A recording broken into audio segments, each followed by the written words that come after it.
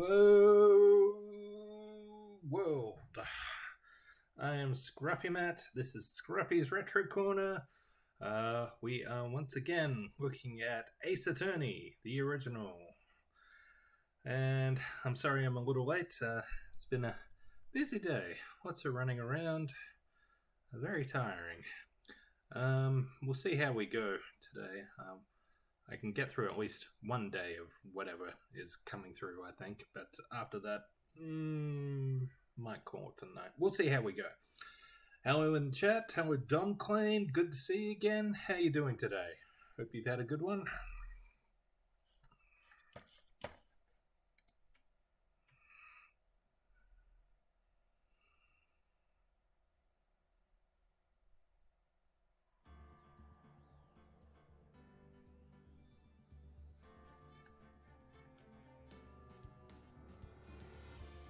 I do enjoy that music.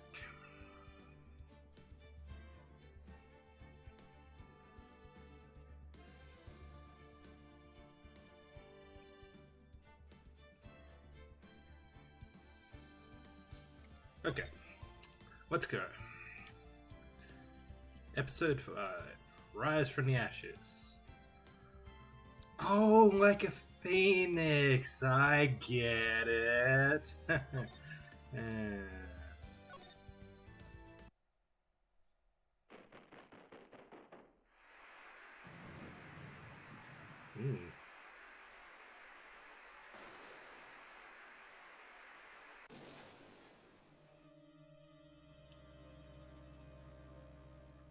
No, what are you doing?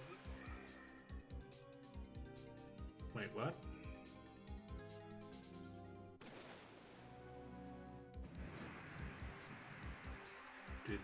Did we just have 2 murders? What the?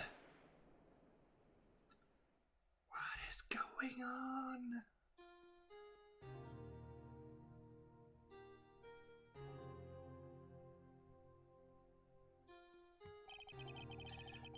It's been 2 months since Maya left the office. 2 months without a single trial. Dude, how are you still in business? I've had offers, but none I took. What? Dude! Take jobs! You need to pay the rent, man! That is, until the day that girl showed up.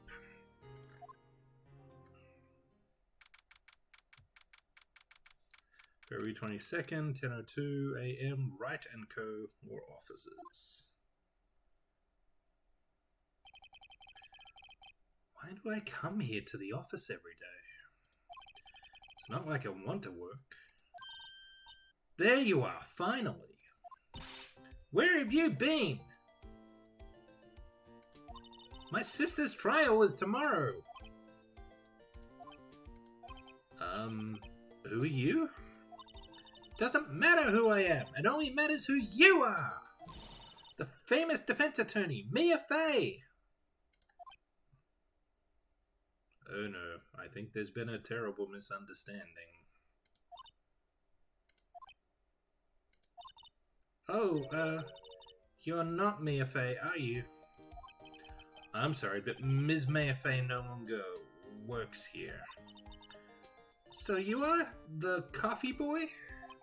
I'm Phoenix Wright, a defense attorney. Right. Wait! You're the Phoenix Wright? The Phoenix Wright from the Edgeworth murder case? Yes, that's correct. It wasn't Edgeworth who was murdered, though. That's our only thing. You're better than nobody! I'm sorry, I'm afraid I'm not taking cases right now. But you are Phoenix Wright, right? The undefeated defense attorney? Look, I'm not accepting any new cases. I'm sorry, but you'll have to try elsewhere. Please! I'm out of time! But, please, you have to help. It's my sister. Is it just me, or does she look a little bit like Maya?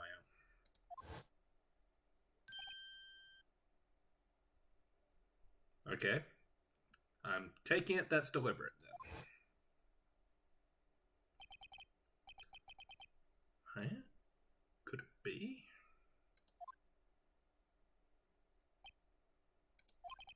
Okay, I'll hear you out. Really? Thank you so much. My name's Emma. Emma Sky. I'm a scientific investigator.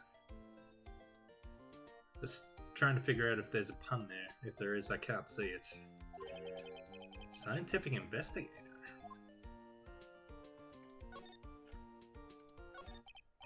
Emma, was it? So you're a scientific investigator. Yes, that's right. Is something wrong? No, it's just you seem kind of jumpy. Or maybe just young? Young? I'll be 16 years old this year. Oh, I see. Wait, only 16? I'm set to be formally assigned to forensics in 3 more years. My work is becoming quite well known, at my age no less. So what exactly is your current position then? Well, legally speaking, I'd guess you'd call me an 11th grader.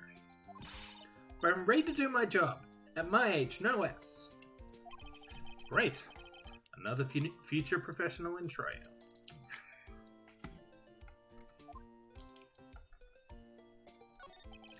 So you want to be a scientific investigator when you grow up then?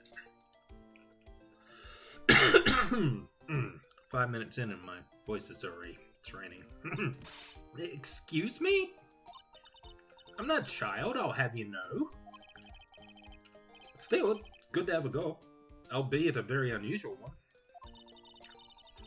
I believe investigations should be done scientifically. Don't you? Yeah. Sure can't fault her for a lack of enthusiasm. If this case is handled scientifically, I'm sure my sister's name will be cleared. Your sister? I've been doing research, you know. I'm developing a new scientific method of case investigation. I'll show you when I'm done. I'm looking forward to it. Guess I should get down to the detention center and talk to her sister. So what's this about a case? You said the trial's tomorrow? My sister didn't do it. She wouldn't stab someone with a knife. She wouldn't. So it's a murder case. I don't care if there's a witness who saw her do it. She didn't do it. I know she didn't do it. It's a scientific fact. And there's a witness. Just talk to her. You have to talk to her. Right. I suppose I will. I promised her I'd bring Mia Fey, but that's interesting. How would she know Mia? My sister asked for Mia specifically. This Mia Fey person was a few years below her in school. So they went to the same school, huh? She always told me to go to Mia if I ever needed a defense attorney. And, well, I need one. Incidentally, Mia is a woman. Now that you mention it, I guess it is more of a woman's name than a man's. Well, it's nice of you to help your sister out like this. You must be close. Oh no. Well, actually, when she gets like she is now, I kind of hate her. Huh? But she's my only family. Your only family? What about your parents? They died in a car accident when I was little. Oh, I'm sorry. Alright. I guess we're going to the detention center.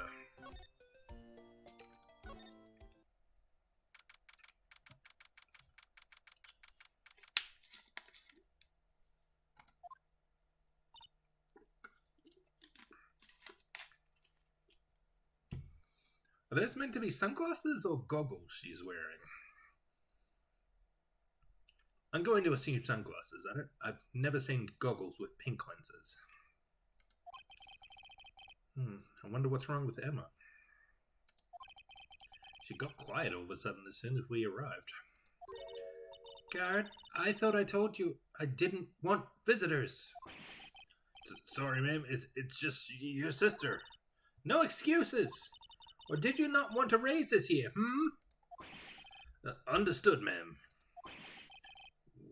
What was that all about? Oh no, I'm not liking the look of this.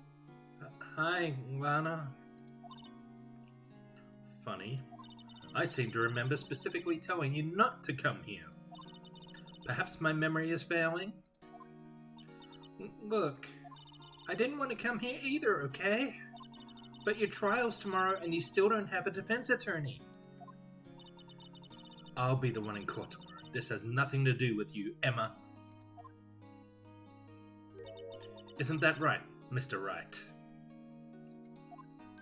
Hey, how do you know me? Mia mentioned you. I've heard quite a bit. I'm sorry, what exactly is it that you do? My name is Lana. Lana Sky. I'm chief prosecutor for this district. Oh, okay. You're a prosecutor? Why am I suddenly defending prosecutors all the time? Two sisters, one a lawyer. Could this be a coincidence? Emma? Lana? I mean, they're just like... Is something wrong, Mr. Wright? Right. Wrong. Nothing wrong. Alright?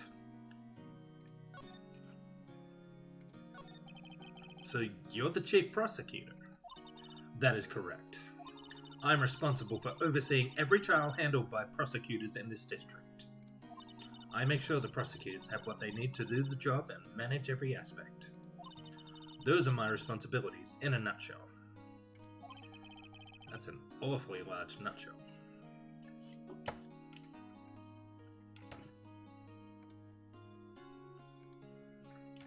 Sorry.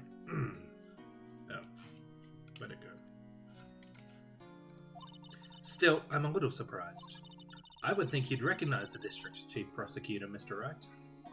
Huh? In fact, it seems impossible you wouldn't. Lana? What happened to your hand?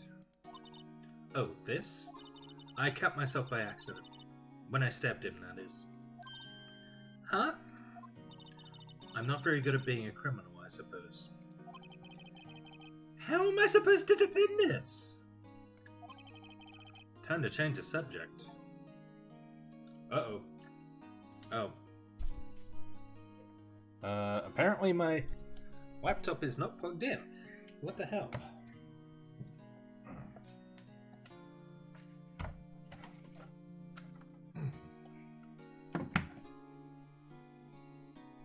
Okay, I got it.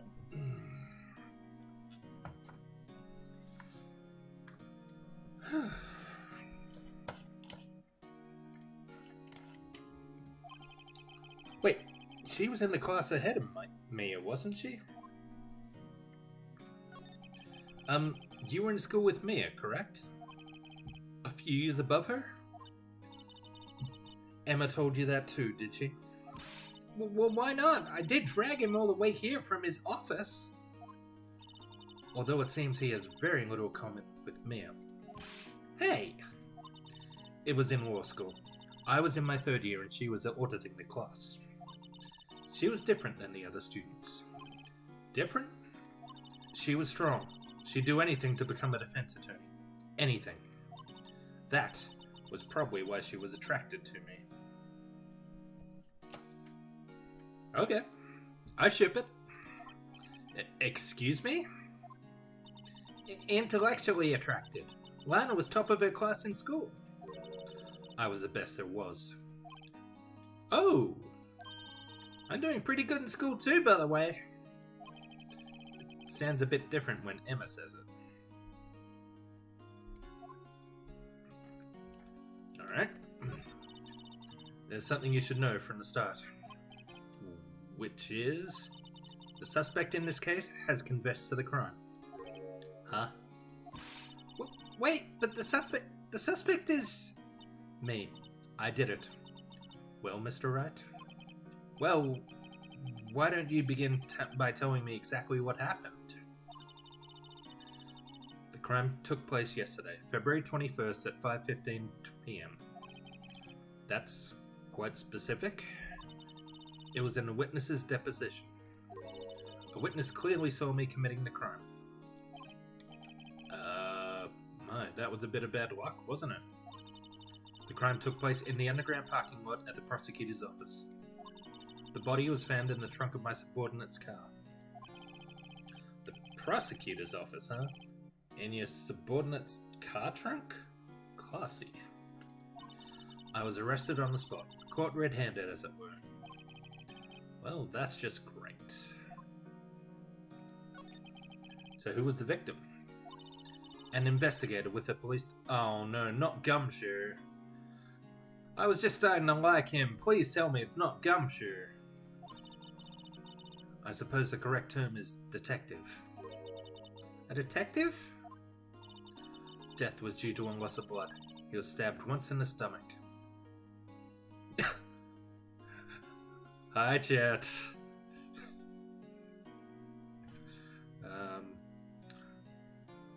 I apologize for your fallen boner.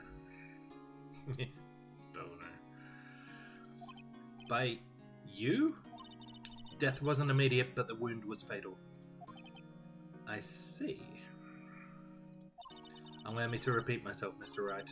The victim was a detective. You know what that means, don't you? Yeah? Well, let me guess. Death penalty? Uh-oh. What, Mr. Wright? What does it mean? Well, it means... the police department will consider it a matter of pride to have me found guilty. They will use any means at their disposal to do so. This case gets worse and worse with everything I learn. Well, Mr. Wright. Excuse me?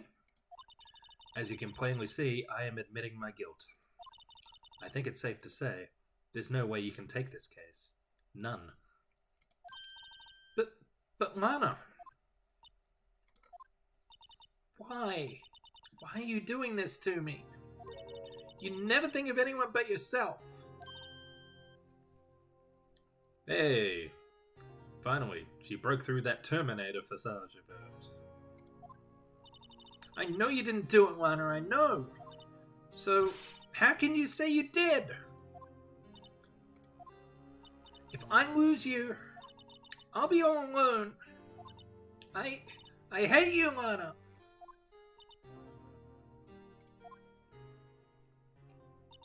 Mr. Wright? Yes? I believe our discussion here is ended. The rest, I leave to you. Huh. You mean you're requesting my services as your defense? Don't lose any sleep over it. Your client has confessed after all. The case is over. Right. I'll do what I can to get to the bottom of this.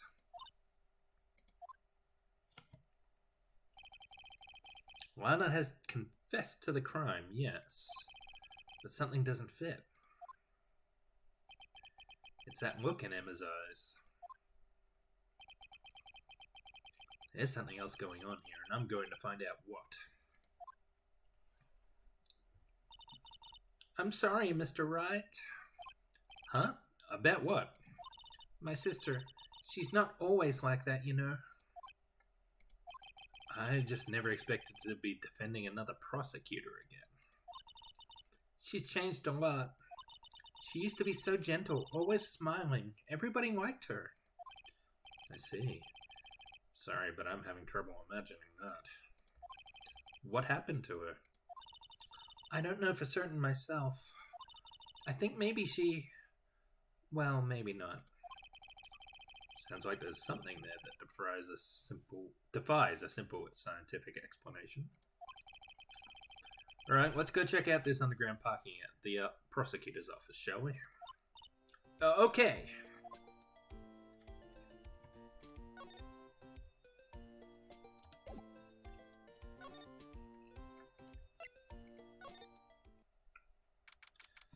February 22nd, prosecutor's office, underground parking lot. Hey, maybe we can drop in and have a drink with our new BFF Miles Edgeworth. That'd be fun, wouldn't it? So this is the lot where it all happened? Looks like they're still investigating. Funny that my first visit to the prosecutor's office should be like this. Hey everyone, keep up the good work! Hey, what are you thinking? Well, they're going to be my co-workers 3 years from now after all. No harm in saying hello? Actually, there is. You know, attorneys aren't supposed to examine crime scenes. I'm trying not to stand out too much here, see? And her outfit isn't helping that. Hey there! Expecting to go unnoticed here, partner? Partner? What do we have here? Looks like a bambina got loose from the ranch and is up to no good. Folks gotta learn to keep them doggies side down, partner. Oh god. Can we have Gumshoe back? I miss Gumshoe. Mr. Marshall! Jesus Christ! He's not even using a mirror to do that. Marshall? Looks more like a sheriff to me. Looky here, Bambina. I know how you feel. Yeehaw! Indeed, Lucky. How you doing tonight? This is my gang's gold strike, see? Strike? It's our claim, our territory, the motherload of evidence. If you're fixing to mess with what's ours, you'll regret it, partner. You know what dreams the cacti out in the desert do dream? You want to? What's this guy talking about? You head along home now. Happy trails, Bambina. That was weird. I'm doing good, just chilling with the cats. They're big Ace Attorney fans. Oh good, well I hope I can keep your cats sufficiently entertained. I will do my best to do justice to this game for you. And them. Was that a hombre, a friend of yours? Kind of, sort of. Yeah, he's a detective. Who thinks he's a sheriff from the Wild West, it seems. Alright, let's take a look here. Look, a door! This must mean something! Yes, it means there is a room on the other side of that wall. I'm not sure the doors mean anything. No, it won't open! A mysterious lock! I fail to see what's mysterious about it. Mr. Wright, you need to learn to enjoy life more. Let's finish our investigation first, shall we? Aha! A ladder! That's a stepladder. It's a bit tall for a stepladder. It's taller than the door. What's the difference? In scientific terms, please. Scientific, huh? Look at the basic nature of things, Mr. Wright. This all seems so horribly familiar somehow. That is not a stepladder. Someone dropped their wallet. What's this? A wallet? Excuse me, officer? Wait! What are you doing, Mr. Wright? What am I doing? I just found his wallet, so I'm handing it over to the police. I don't believe it! This is real basic. Anything at a crime scene is evidence. Let's be scientific about this, please. Just put it in your pocket. How is that scientific? It sounds like theft to me. Wallet hastily stuffed into pocket. A foldable wallet found at the crime scene. There seems to be something inside. I'm called to duty already, and at my tender age. Here, I'll teach you the trick to examining evidence in detail, okay? By the way her eyes are sparkling, I can tell she's been waiting for this. Okay now. Look at the court record. I already know how to do this. You have to be sure to examine evidence carefully on all sides. Now, let's start examining from every angle. Okay.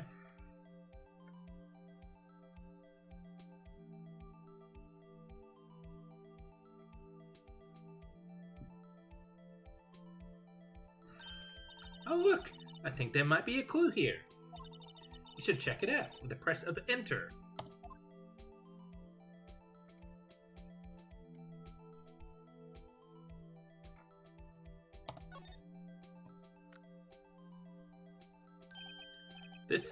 This is an ID card. Sergeant Bruce Goodman, ID 5842189. Well, if this is the victim, it's not Gumshoe, so that's a relief. See? Well, isn't scientific investigation useful? I guess, though I don't see what science has to do with it. Goodman's ID added to the court record. Let's be sure to examine every piece of evidence we find. Okay, I mean, looking in closer detail at the evidence isn't new, but rotating it is, I guess. I guess I gotta be on my toes from now on. I guess I should come to expect this from Capcom. After all those Resident Evil games where you have to pick up stuff and then examine it to find the buttons that open it and whatnot.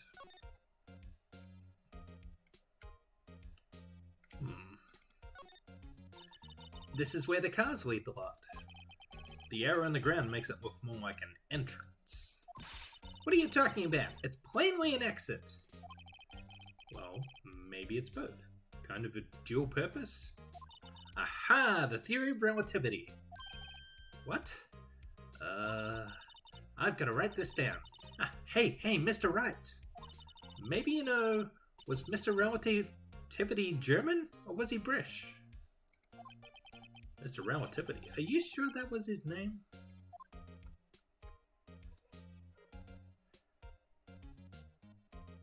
I think his name was Einstein.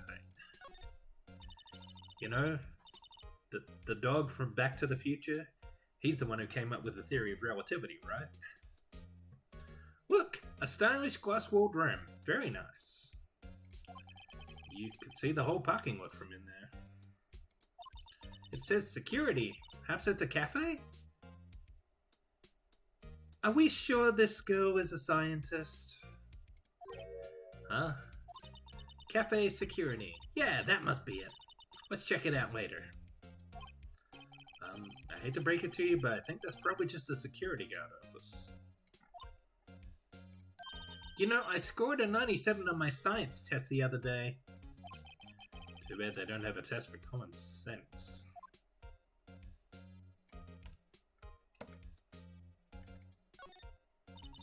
This wall is in our way. It's got a faucet for water. Wait, I know! This wall is merely a facade, hiding the truth.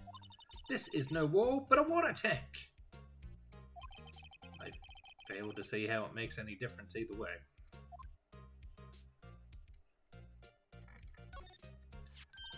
Here, a phone. Let's see if it works. Hey, don't touch stuff we don't need to be touching. I can't hear anything.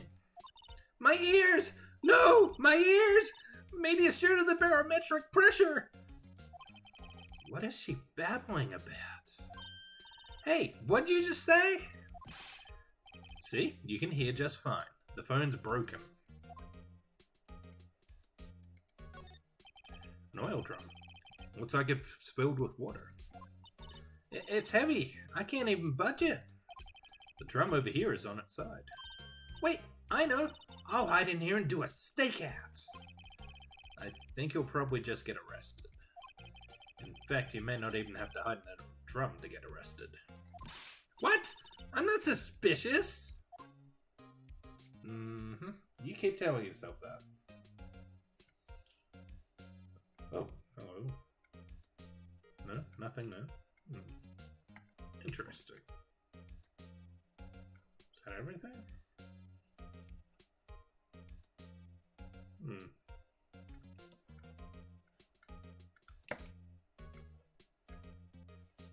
No, I think the only thing we've achieved here is finding that wallet. Now what? Oh. Forgot I could do that.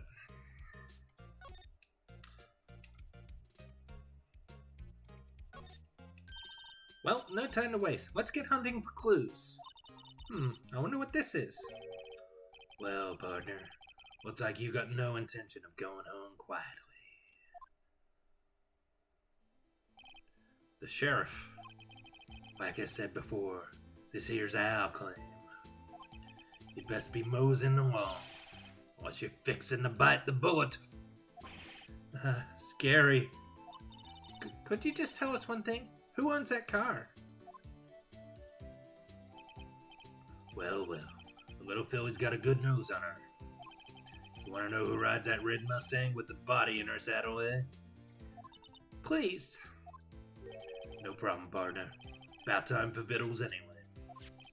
Get yourself to the saloon, up on the 12th floor of the prospector's office. Might just find you a cerveza you like. Cerveza? Prospector's office? What does this guy think he is? And when, for that matter? Note to self, hook up victuals, saloon, cerveza.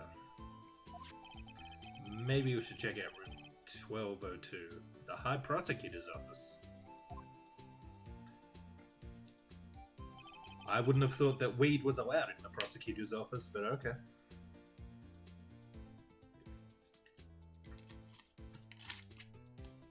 In any case, stay away from the car. You can look around here all you like. Just keep your paws off our claim. Right. Great. Great. Maybe there are some new clues around here, Mr. Wright. Let's check it out. Excuse me. Were you two all set? Us? Oh god, who's this? What's this? She couldn't be. You're selling lunches? Here? This is a crime scene. Hello? Half and half, was it? Oh, thanks. And you, sir? Yes? Some crunchy goodness coming at you. Thanks. Interesting way of doing business. This area is off limits to anyone without clearance, especially passers-by. Or are you officers? No, but you don't exactly look like the type to have clearance. Well, that's hardly a way to greet somebody. Even if my days as the cough-up queen are over. Cough-up? Huh? You know, I'm feeling kind of full. Maybe I'll pass on lunch. I'm quite connected to this case, you see. The images are burned into my eyes, you might say. Yes, all the sordid secrets. Ah, I take it this is our witness. Secrets? Dear me, you are a slow one, aren't you? I'm referring to the murder, the stabbing of that detective. What?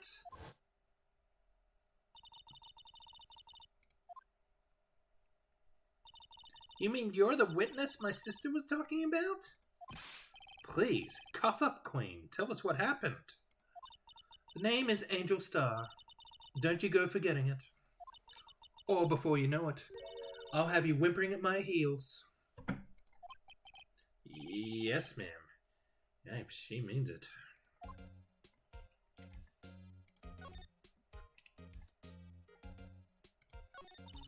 Somehow, I knew. Yesterday was a day of destiny. I knew something was going to happen. Just like I know that the daily special on Friday every week is salmon. Destiny? Was yesterday special for some reason? You're a defense attorney, right? You should know them. You should know the foul misdeeds of the evil ones who haunt this den of inequity. Evil ones? Prosecutors! They have no qualms at all about blackening the names of innocents. And yesterday they paid homage to the most evil one of all. They gave an award for King of Prosecutors, What a farce! So she's saying there was some sort of prosecutor's convention yesterday. I was almost compelled to waste their lunches with something foul. Do you have a personal grievance against prosecutors or something? Or is there some kind of scientific evidence of this, evil? Young miss, mock me at your own risk. You'll soon find out why they call me the Cough-Up Queen. Ew. The most heinous of all the evil ones, the one they awarded yesterday, it was in his car that they found the body. Proof that he devours the evilest lunches of all. Really? Really what? I'm totally confused. One thing's clear, this lunch lady has a thing against prosecutors. So what exactly was it that you witnessed, Miss Star? It was a fascinating spectacle, to be sure. I now feel I know what they say when they talk about a woman's wrath. To see Lana Skye wield that knife so. Her knife flashed in anger, bringing him to a sad end. It was truly a sight to see. You mean you saw the very moment of the crime? The sound of his silvery ties to this world being cruelly cut still rings in my ears. Is this woman trying to be an actress? And the rhythmic beat of Lana Skye's knife. Wait a second, you know Lana Skye? Of course, it's quite a feat becoming chief prosecutor. How many lunchboxes of sin did she pack to make that journey, I wonder? She always travels light. Now why would this pretty lunch lady know the chief prosecutor's name?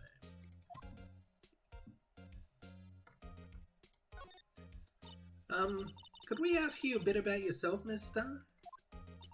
I come here every day to sell lunches. I import only the freshest and best from the Far East. For some reason, the box lunches are a hit here. Why not make the lunches here rather than import them?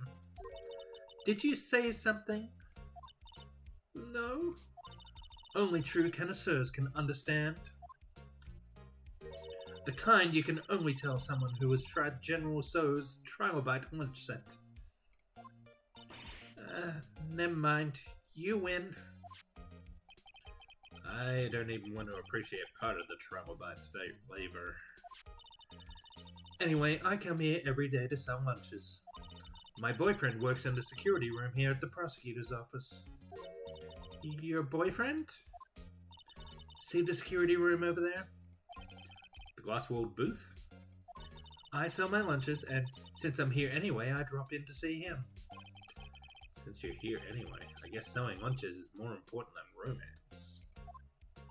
So, to scientifically analyze the data available so far, you, Miss Star, are a lunch vendor with an ulterior motive for coming here.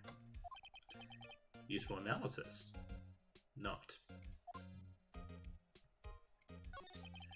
Did you have a bad experience with the prosecutor, Miss Star? I sense some hostility. Hostility? Ha! Perhaps. Prosecutors are all alike, and the bigger they get, the worse they smell. Kind of like 10-day-old clams in the chowder. I wonder if Miss Star was involved in some sort of legal trouble in the past. Makes sense. That'd be a sure case of food poisoning. Scientifically speaking, of course. Hey, now you're talking Cough-Up Queen. I thought she was just a lunch vendor, but now I'm not so sure.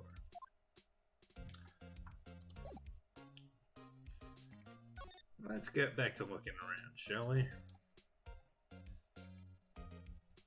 Oh, we're not allowed to go over to the other side now, huh? Okay. Is there anything else to see here?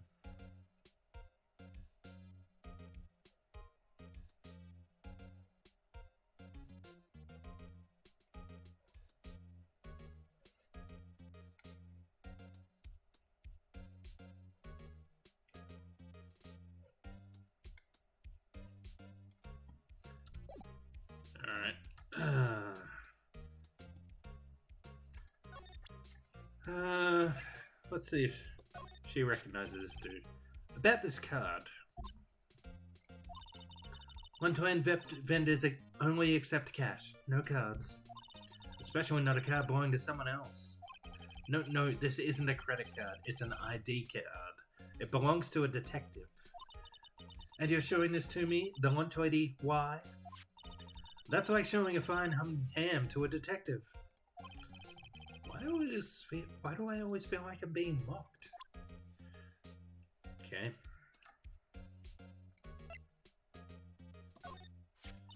A defense attorney must be able to fight. How about you? Do you think you can win? How about tackling Lunchland's Pickle Supreme Lunchbox? No.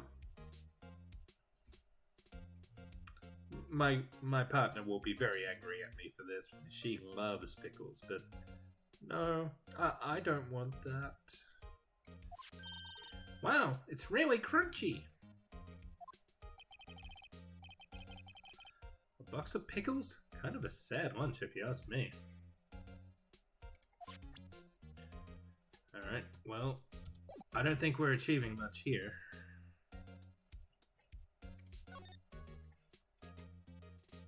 Oh, we can go to the High Prosecutor's office now. Okay.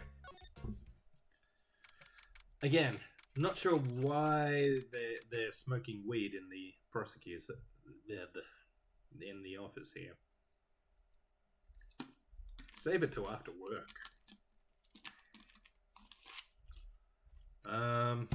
Oh, look at that jacket up on the wall there. I think I know whose office this is. This is kind of room that just screams, I can do the job. Yep. That certainly sums up the guy who I believe owns this office. Quite a change from your office, really. Thanks. Look, there's a trophy or something here. Yes, that'd be the King of Prosecutors trophy that was mentioned, I guess. A trophy? What, that shield? It takes real nerve to display stuff like this. Whoever's office this is, they must be a real stuck-up jerk. Phoenix Wright. You never tire prying into other people's business, do you? That voice. Yep. Long time no see, Edgeworth. Come on, give us a smile, man. We're BFFs now, right? Right? BFFs? Huh? Ah! Mr. Edgeworth! You know him from somewhere? Of course! I'm his biggest fan! My sister introduced us once and... Right, her sister is the chief prosecutor after all. Well, what brings you here? I'll warn you, I've been known to be a real stuck-up jerk. No. No, did I? No! It was just Mr. Wright here, Hey, don't blame me. We're just here to investigate a murder case. Murder? A body was found in this nasty bright... Oh no, it's Miles's car, isn't it? Oh, I love that. That would be my car. What of it? What? Your car? I'll say one thing, she certainly can scream.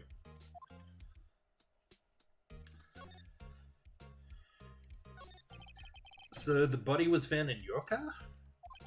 Go ahead, say it right.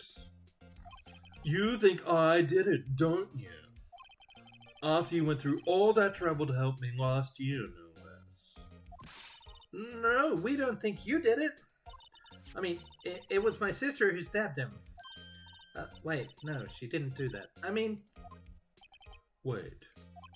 So you're the chief prosecutor's little sister, then? Yes, sir. Emma Skye. It's nice to meet you again. That didn't sound forced at all.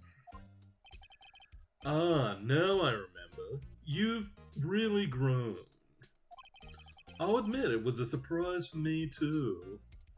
To think that my own car would become the scene of a murder. More surprising still, I'm being forced to prove my superior's guilt. Well, duh, of course he's going to be the prosecutor on this case. I can understand. Wait, what did you say? Lanaska is the chief prosecutor, the top prosecutor in the district. She can't prosecute herself, so I'll be the prosecutor at the trial tomorrow. You, Mr. Edgeworth. To be honest, it's a bit of a miracle I'm still here at all. What do you mean? Rumors. You've heard the rumors about me, haven't you? Miles Edgeworth. It's hard to remember a time when there weren't rumors about this guy. For forging evidence, arranging false testimony, illegal searches, you name it. Thanks to you, my innocence was established in the trial at the end of last year. So, is this... you guys told me this is a DLC for the first Ace Attorney game, right? It's not the first story of the second game, is it? Just making sure?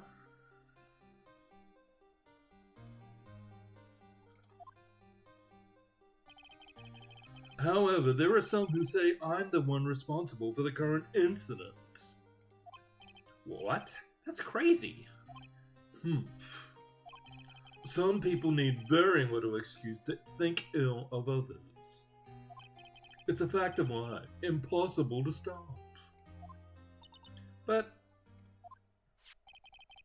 some of them even go so far as to present me with toys like this. They think it's funny. Toys? That bronze shield? There's gotta be a story behind that one. Chief Prosecutor Sky? Yes, we first worked together on a case 2 years ago. It was my first big case. Oh, that's right, I remember. 2 years ago, I wasn't even a lawyer yet. Since then, I always felt that she was looking out for me. It appears I was mistaken. Mistaken? Why? I mean, I know she's not the warmest person, but I'm sure she felt some responsibility for you. Then why? Why did she stab someone in the trunk of my car? Not only that, she stabbed him with my knife. Bro, why do you have a knife? What? Mr. Edgeworth, your knife was a murder weapon? To be specific, it was a knife I keep in the toolbox in the trunk of my car. What kind of a tool is a knife? Edgeworth's knife added to the court record. The murder weapon, usually in Edgeworth's toolbox. Traces of victim's blood, no prints. I mean, I have a toolbox in my car as well. I can tell you there is no knife in mine. Edgeworth? What? Are you sure you didn't do it? Oh, big frowny face. Come on, can't he take a joke? You have a strange sense of humor, Mr. Wright. She's not wrong. Alright, let's have a look-see. What's this big trophy everyone's making such a big deal about? I've been wondering, what the heck is this? It has a big K on it. King of Prosecutors, I assume. Prosecutors. Huh? What's that? It's the King of Prosecutors trophy. King of Prosecutors?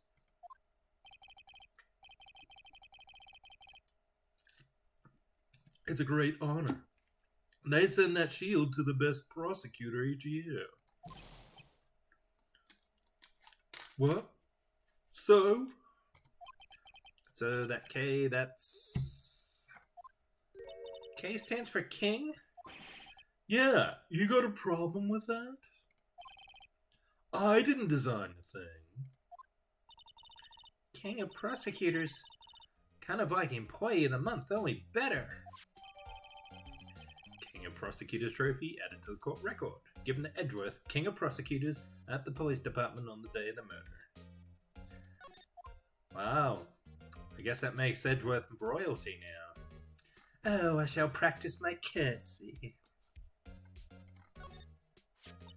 So that's the king of prosecutors shield, huh? Well done. Well done, Edgeworth. You must be proud to be the king of prosecutors. Congratulations, king of prosecutors! Please stop saying that. I still don't explain one thing. Why is the tip of the shield broken off?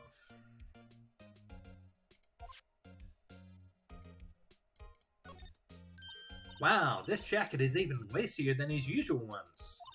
This must be his lucky trial jacket. Lucky jacket, right. I've never seen him wear it. I'm sure there's a story behind why it's in a frame.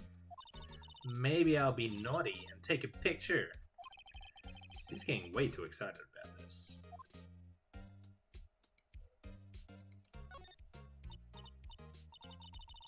My, what an amazing bouquet! Just right for Mr. Edgeworth. No kidding. Hey, there's a card on it. Back from the dead, Wendy. Wendy? I've heard that name somewhere before. And beside it, a giant steel samurai! Yeah, I did notice the steel samurai. Wow, I want one! Huh? Oh, there's something written on the bottom of his foot. Between a rock and a hard place, Wendy. Wendy? She Mr. Edgeworth's fiancée? Oh god, her. Ugh. I don't think so. One of the high points of this game has been when Edgeworth had to deal with her on the witness stand. That was fun.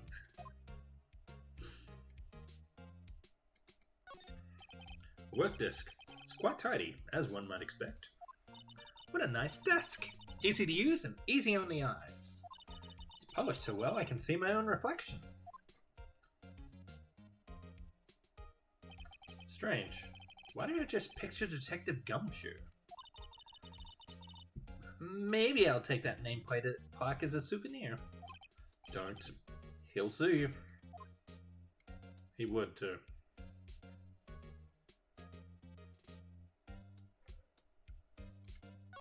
Nice view. Whoa! What a view! Must be nice to have an office on the 12th floor. I guess you would feel important. Incidentally, for you to jump out this window at the time until impact for the ground would be... Got it! Approximately 3.23 seconds. That's handy to know. Ooh, cute! What a pretty tea set! I go more for the instant tea bags myself. Amazing! The drawer below is filled with packets of tea leaves. They're all sorted by place of origin and flavor. Look at this royal blend! What an exquisitely splendid concoction! There's such a thing as taking a hobby too far. Whoa! These are all case files? They're stacked up to the ceiling! There's even a ladder! Odd. I thought Edgeworth wasn't good with heights. He must have someone get them for him. Please tell me they didn't kill Gumshoe. Strange, why did I just picture Detective Gumshoe? He must study these case reports so closely. He's so cool. Yeah, you wouldn't say that if you saw him sweating bullets up on that ladder. Hey, a chessboard. I'm not too up on my chess, but it looks like blue's in a bit of a touch. There is no blue in chess. There's no red either. I don't know how to play chess, but I know that much. Oh, the red knights have surrounded the blue pawn. Huh? Those horses are mounted knights. Their swords have really sharp edges. And check out that poor pawn. His head is kind of spiky. Kind of reminds me of you. Mr. Edgeworth must be an avid chess player. What's wrong, Mr. Wright? Edges, surrounding pawn with spiky hair. Nah, it's not.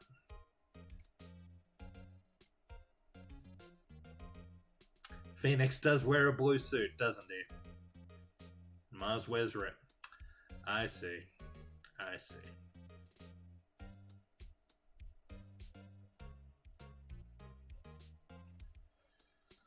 Alright.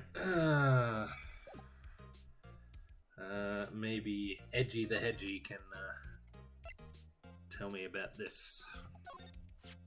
Say, Edgeworth, I was wondering about this. Mr. Wright! Huh? What? Are you sure you should be showing that to Mr. Edgeworth? Oh, he'll take it for sure, won't he? I wish I could be on the same side as Mr. Edgeworth, but then my sister would be found guilty. If she signs any deeper, I'm gonna start getting depressed. Okay, maybe not. It's against my policy to discuss evidence with the defense, especially with you. Come on, best buddy. Don't be like that. He doesn't like you much, does he, Mr. Wright? Nah, with Edgeworth it's never personal. It's all about winning tomorrow.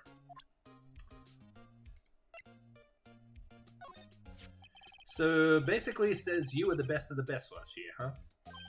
You can take that foolish grin elsewhere, right? I lost a day of work to receive that travesty. Huh? Why's that? I had to go to the police department to receive that broken shield. The police department? Yes, right next to the police station downtown. You've been there, haven't you? Where Detective Gumshoe works? Yeah. I was wondering something about your shield. Why is it broken? What does it matter? I've got more important things to worry about. Oh, right. He doesn't seem too concerned about his award, for better or for worse. Yesterday was a very busy day for the prosecutor's office. Maybe we should ask him more about yesterday? Can I ask him more about yesterday? There we go. Could you tell me more about yesterday? The day of the murder? Yesterday was the annual cleaning day at the prosecutor's office. Cleaning day? Working with the police department, we sort and file all evidence for solved cases. We call it evidence transfer. Wiping your hands of old cases, in other words. Oh, and another thing. A ceremony was held at the police department. There's an annual review and awards for outstanding police officers and prosecutors. And that's when you got the shield? I was at the police department yesterday afternoon. I got back here at 5:12. That's very precise. What time was murder? 5:25, I think. People like myself and Mr. Edgeworth pride ourselves on our precision, Mr. Wright. No, I place little faith in my memory. The only thing I trust is solid evidence. Can't argue with that. A record of parking in the prosecutor's office lot. Entered lot at 5:12 p.m. This is the parking stub from the underground lot. The murder took place around 5:15. I was off by 10 minutes. So the murder happened right after you got back. What, right? I'd appreciate it if you direct that suspicious glare elsewhere. Oh God! Excuse me, but is Mr. Edgeworth, anywhere on the premises? I'm Edgeworth. What is it? I'm here, sir, at the request of the chief, sir. I've got your report, sir. Report? What? Did you find new evidence in the case against Chief Prosecutor Sky? I don't like the way this conversation is going at all. Sky, sir? No, sir. No name of that kind, sir. None in this report, sir. think I just heard Edgeworth's lid blow. Mr. Edgeworth's lid isn't on very tight, is it? I made a clear request to the police department, did I not? I need to focus on the trial tomorrow, so don't bring me anything unrelated. Sir, but sir, I'm just following orders, sir. They told me to bring this to you. I wasn't aware of the particulars or rearrangement of it, sir. Give me your name. Yes, sir. Meekins, sir. Officer Meekins. Right. Officer Meekins, take your report and leave. And good luck with that raise next month. But sir, I didn't know. Poor guy. Looks like he was absent on the day they gave out brains and good luck. Right. Yes, sir. He caught me off guard. As you can see, I'm busy. You may leave now. Let's do what he says, Mr. Wright. The victim was a detective from the same department as that patrolman just now. Go down to the police department. You can ask more there. Thanks. He seems to have finally calmed down at least.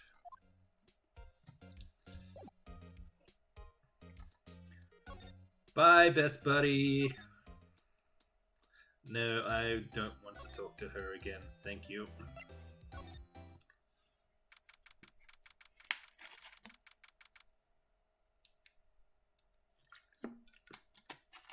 Wait, is that... Is that the mascot that the chief of detectives was trying to get pushed last time? Yeah, we're finally here. Why would they put the police department so far away from the prosecutor's office? Beats me. That took almost 30 minutes by taxi, and the traffic wasn't even that bad. Police department, huh? I've only ever been down to criminal affairs next to... Hmm? Hold on, what's that? Oh no. Disturbing. Why does it undulate like that? Oh, wait, I know. This is the Blue Badger. They're trying to make him the police mascot. Wow, Mr. Wright, you sure know a lot about the police. Still, he does seem familiar somehow. Forget the Blue Badger. Who's that next to him? Someone appears to be dancing with the Blue Badger. Uh-oh, he noticed me. He sure is running over here fast. Don't be Larry Butts, don't be Larry Butts, don't be Larry Butts, don't be Larry Butts, don't be Larry Butts. Oh, thank God. He's alive. Hey, pal, what are you doing here? That's my line, Detective Gumshoe. Specifically, why were you dancing over there? What? Well, at least he doesn't seem to be busy. This is our chance to get information. Hey, I'll have you know I'm a very busy man, pal.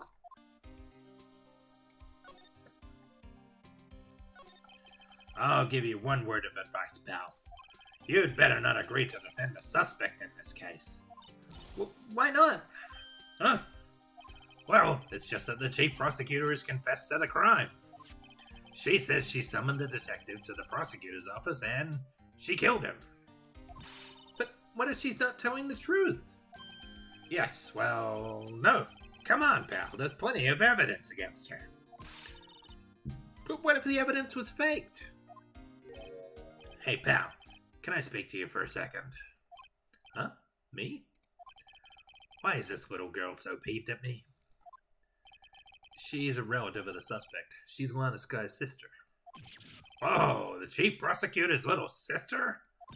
Just please investigate this case carefully, okay? Scientifically. Yes, sir. Oh, by the way, you might want to keep your voices down. You don't want to be overheard using words like faked. Huh? It's a sensitive issue with us these days. So, what are you doing here, Detective Gumshoe? Me? Oh, well, nothing really. They kicked me out of criminal affairs. What? Why?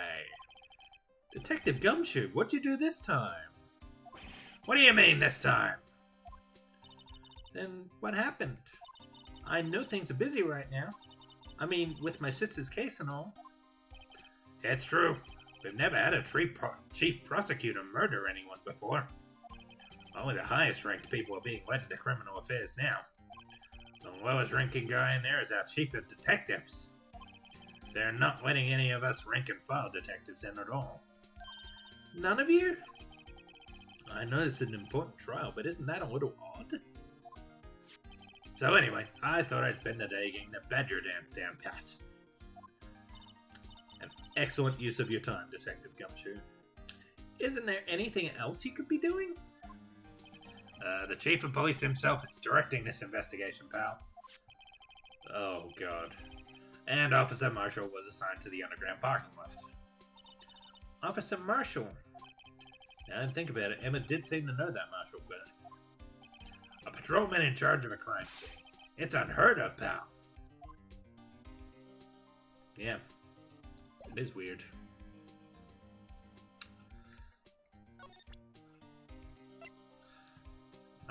I'm assuming this is our murder victim. Detective Gumshoe? What can you tell me about this? Oh, hey pal, this is a detective's ID card. You can't just keep that. You have to turn it into the police. It's people like you that get me into so much trouble all the time. Meaning Detective Gumshoe must drop his card a lot. Let's say, Bruce Goodman. Goodman? Sounds familiar. Nah, my mistake. But didn't you work together with him in criminal affairs? Whoa, now I remember. Bruce Goodman. He's the victim. That's what I thought. Me too. Can you tell us more, Detective Gumshoe?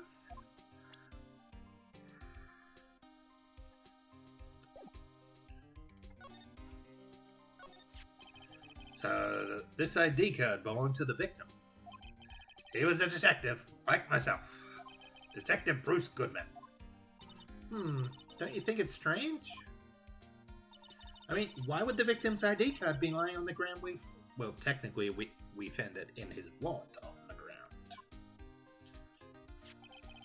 Well, Detective Goodman should have been at the police department yesterday.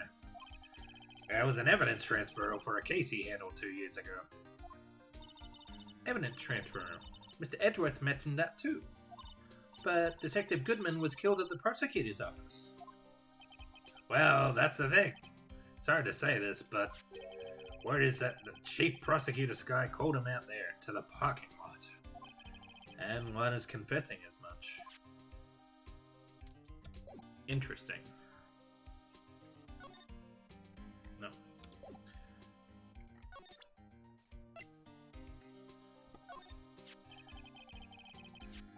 And in Mr. Edgeworth's car, stabbed with Mr. Edgeworth's knife. Huh.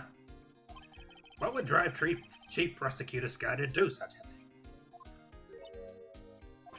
thing? Wait, I didn't mean... I mean, sure, of course, someone else really did it. Someone who must have... someone who must have a grudge against Mr. Edgeworth. I'd say that Angel Star is maybe a pretty good suspect. The car and the knife do seem a little too well organized to be a coincidence. Poor Mr. Edgeworth. What could have happened? We have to find out a little more about what's going on with Edgeworth. Hey, that's it. That's the King of Prosecutors award that Mr. Edgeworth got yesterday. Were you at the award ceremony, Detective Gumshoe? Of course, pal. I got an award for diligence, myself. Ah, congratulations. I was wondering, why is the award a shield? And why is it broken? Oh, there's a reason. I'll tell you what it is later.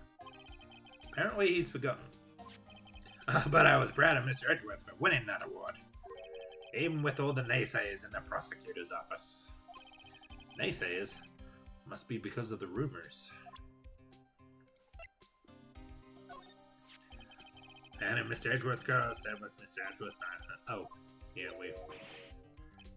Yeah. Oops.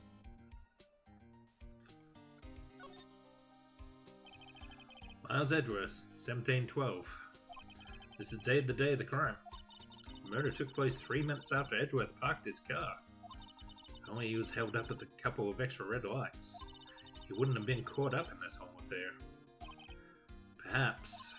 It just goes to show you never know what'll happen when you run a yellow light. I guess that's one way of looking at it, yeah.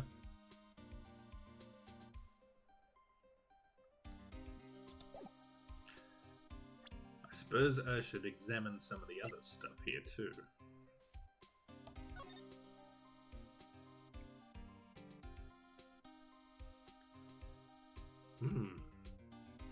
Yeah, this does feel very Resident Evil now, doesn't it? Ooh, what have we here?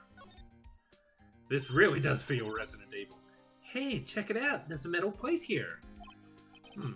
Looks like the names of all the previous recipients are engraved on it. Wow, one guy's listed a bunch of times. Von Karma. I guess he must be a foreigner? Yeah, that's probably it. Well, wherever he's from, he must have been an amazing prosecutor. Yeah, until he ran afoul of Phoenix Wright, Ace Attorney. Dong dong. I'd like to meet this Mr. Von Karma sometime. When she said his name does have a kind of a ring to it.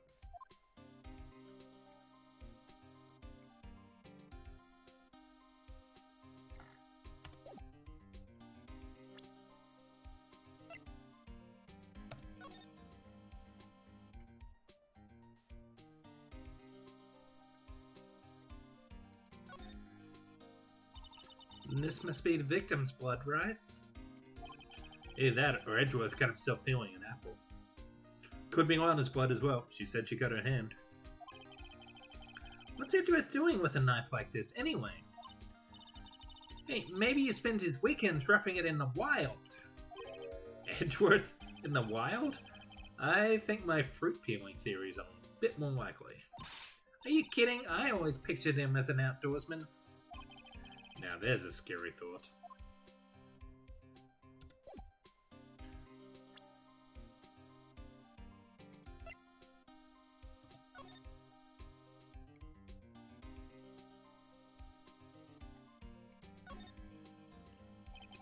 Name and ID number are written.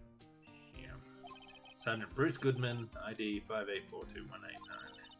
Wonder why they only use numbers for IDs. What else would they use? Well, that is silly. They're the reason we have a written language in the first place.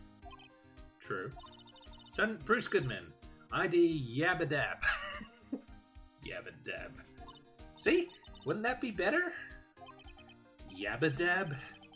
Well, it does have a certain ring to it. Exactly my point. Hee hee. It doesn't take much to amuse her.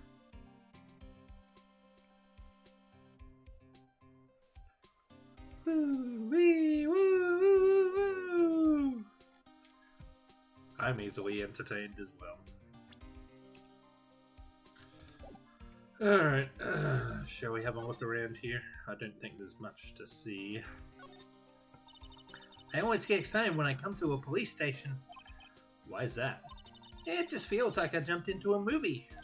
Huh? You know, with all the police and criminals? Well, I don't know if this is all that exciting. Sure it is. Look at those two officers over there. They're probably talking about the latest bust. Funny, I thought they were talking about the weather. I was wondering about that. What? The Dancing Blue Badger? It's my masterpiece. No, don't show us again. You made this, Detective Gumshoe? The chief threw together some designs and I just did my thing, pal. Nice work.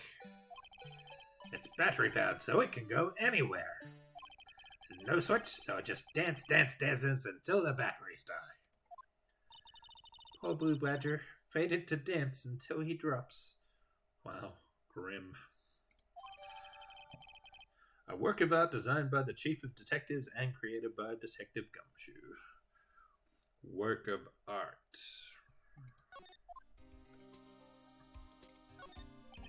The usual wanted posters are hanging up on the bulletin board here. Do you know this face? If you do, dial 911. Silly Phoenix. The emergency number in this country is 000. You know, Mr. Wright, I've always thought it was kind of funny. I'd never seen anyone who looked like the people in these posters. They hardly even look human.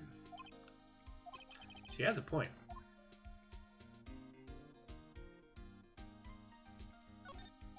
The detectives in there look pretty busy. Just imagine, right now, behind those doors, a police drama in action. Somehow the thought fails to excite me. Oh, look, that patrolman is saluting the other guy. He must be a detective. And then I said, hey, you do that, your soup will get cold, buddy. That's hilarious, sir. I laughed so hard I cried. I guess he wasn't saluting, he was wiping tears from his eyes. They make a good pair. Mr. Wright, do you know why patrol cars are painted black and white? No idea. Why? Well, I think they're designed after a panda. Yes, from all those famous panda policeman stories. You know, the panda policeman. Case of the stolen bamboo. No? Okay. A panda.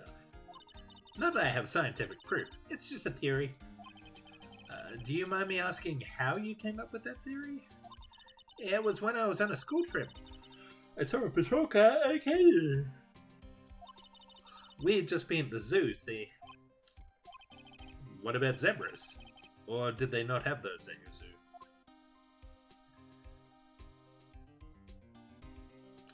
I don't think you should encourage her, Phoenix.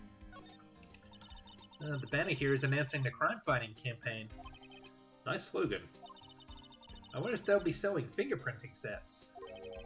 I don't think it's that kind of a campaign. Well, what family wouldn't want a set at home? It's good for finding out who snuck into the cookie jar. I think most families can figure that out without the extra help.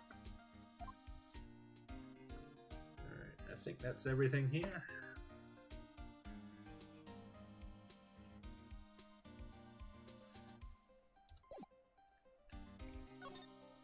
Oh. He's in a tough spot. Again. Again?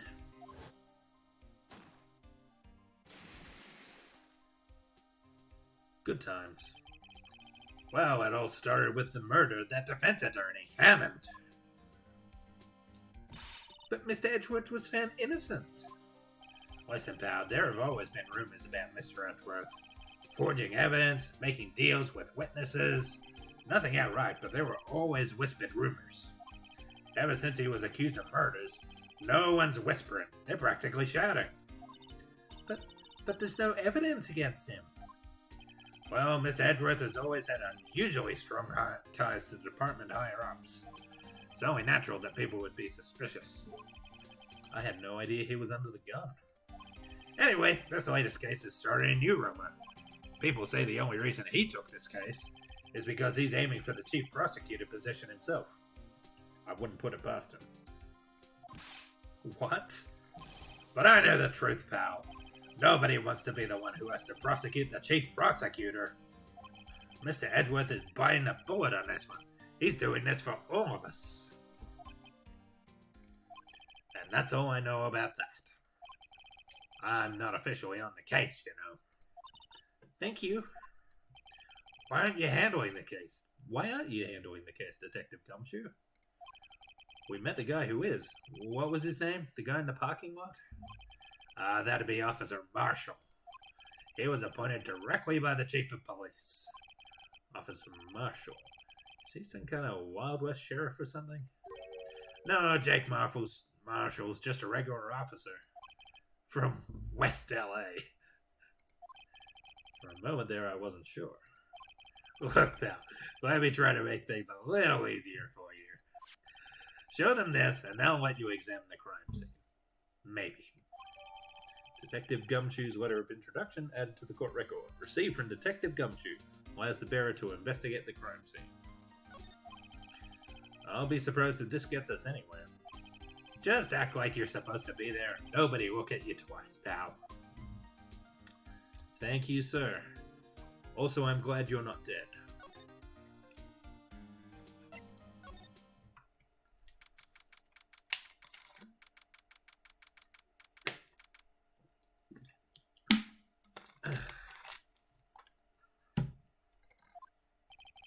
Yeah, it looks like the investigation is still going. I have to be getting back to the shop. Sorry, looks like I'll be stuck in this pit till the sun sleeps. Oh, the security guard boyfriend. I'll see you in my dreams tonight then, baby. Oh, still here? Hello. Why the surprised looks? Didn't I mention? I've got a boyfriend in criminal affairs too. What happened to the security guard? Hey, what's wrong, Bambino? You're looking like a doggy that's lost its herd. Jake Marshall. Strange guy to put in charge of a crime scene. Does seem very suspicious, doesn't it?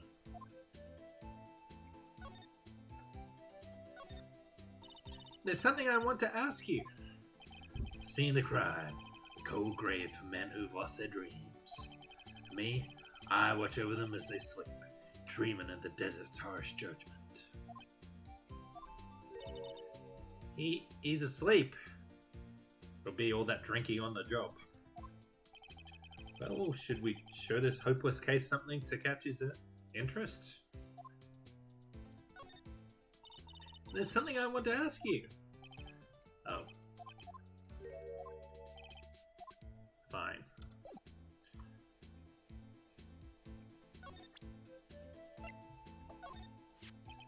Would you mind reading this for me?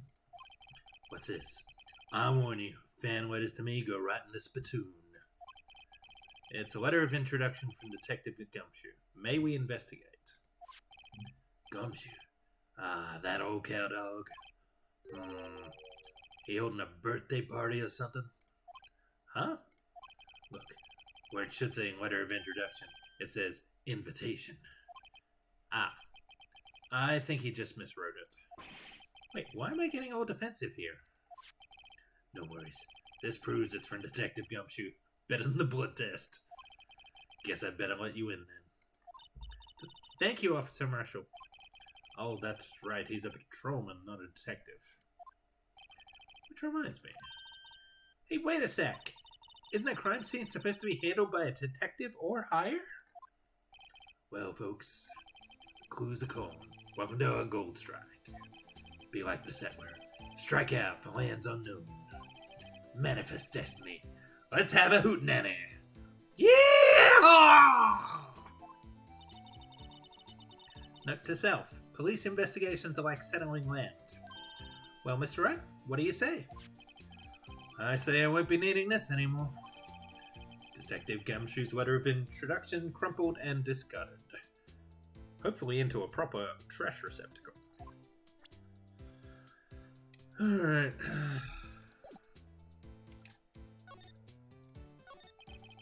Officer Marshall, could you tell us more about the victim? Good men always die young. Remember that, partner. Could you be a little more specific? Bruce Goodman. He was a detective, right?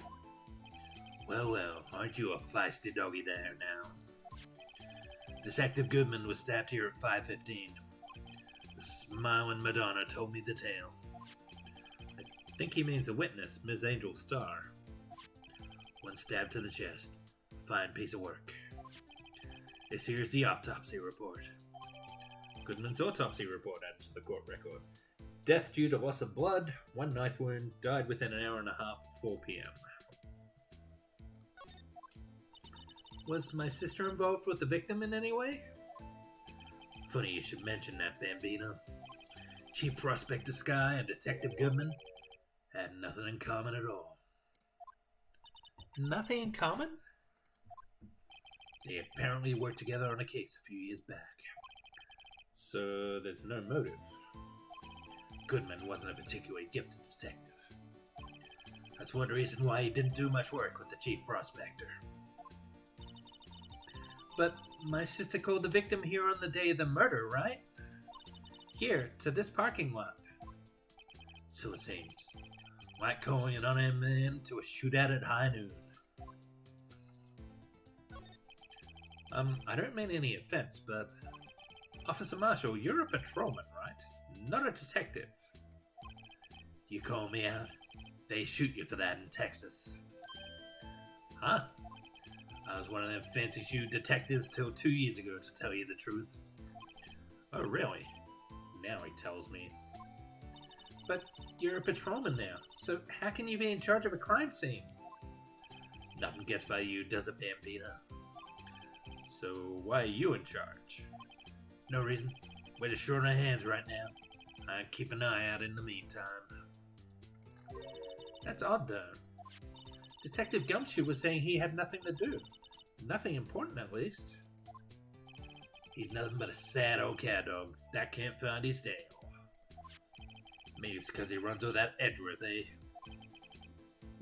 Edgeworth? That dog's been kicked out of this cattle run by order of the chief police. Just, he don't realize it yet. Detective Gumshoe kicked out of the investigation?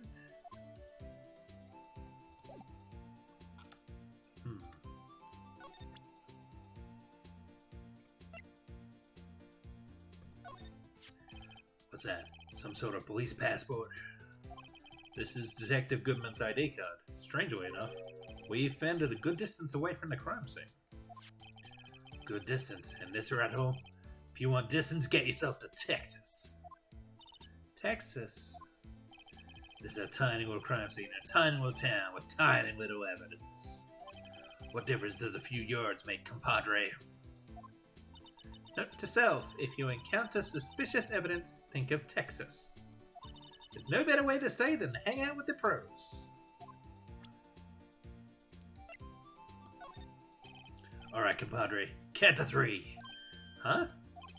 Gotta do that if you're gonna draw evidence on someone. That's what we do in Texas. Remind me to never visit Texas. Toy shield. Suits a boy well.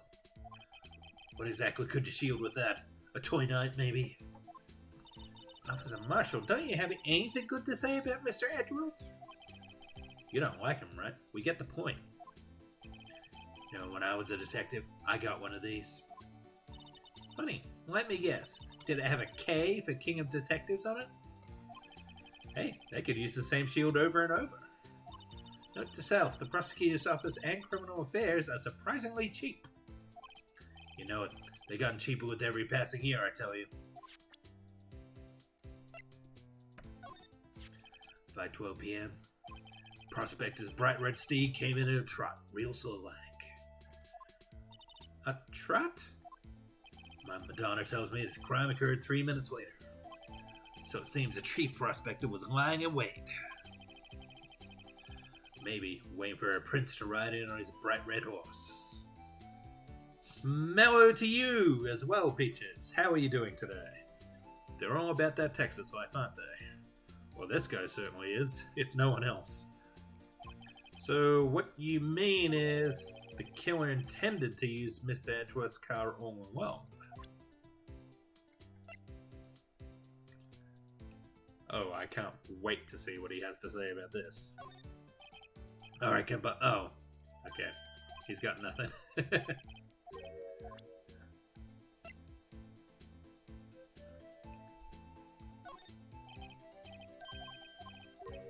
Okay. Just rebuilt your PC. Testing it out now. Woo! Awesome. I hope everything is in working order.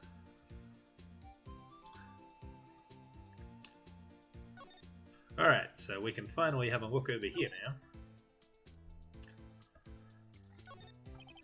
This appears to be the car where the body was found.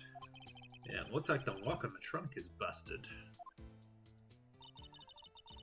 The crime took place in the underground parking lot of the prosecutor's office.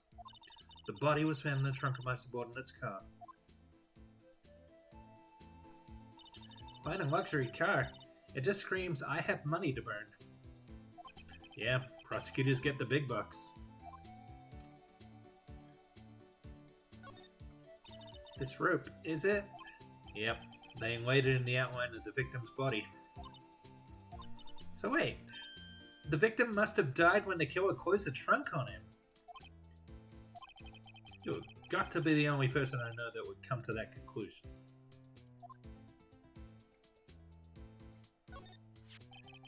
Oh, this looks like a cell phone. Scientific analysis would suggest this belonged to the victim. I can't think of anyone else it could belong to. What's so scientific about that? Should we check it out? Duh. Right. Let's check it out.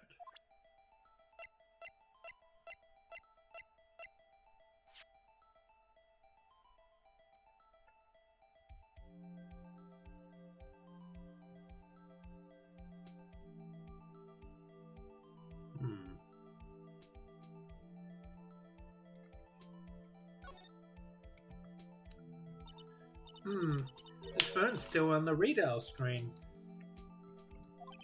Redial? Mr. Wright? Most phones keep a record of all the calls you made and received.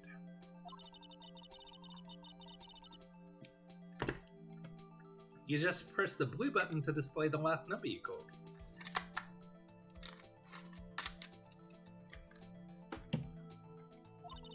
Convenient, isn't it? I'm surprised you didn't know about it. Sorry to disappoint you, but even I know about things like redial. Huh? Oh, I'm sorry. It's just, you never know with people from your generation. Whatever. Let's check this phone out.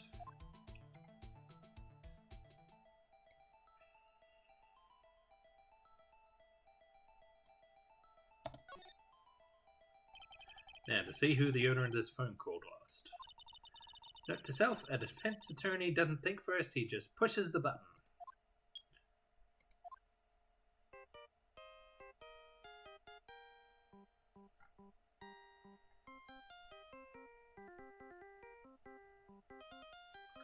I feel like we've heard this theme song before.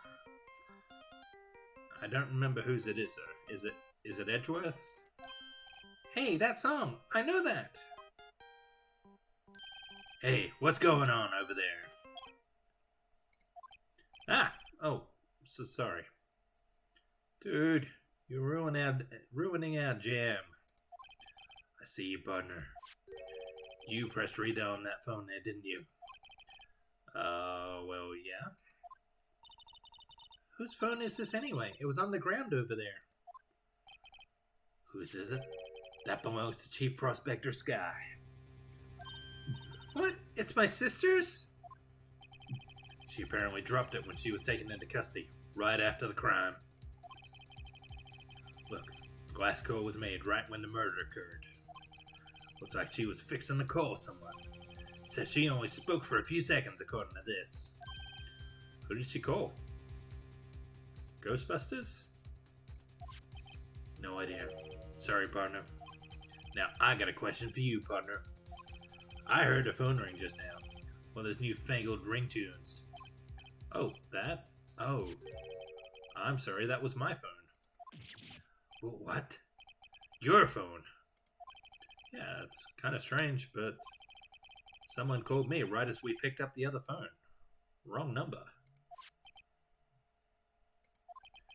I hope you're not lying. They shoot you for that in Texas, partner.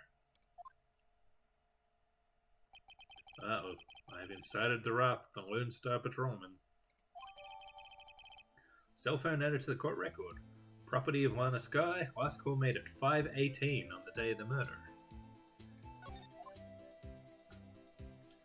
Okay, that's actually a bit suspicious, isn't it?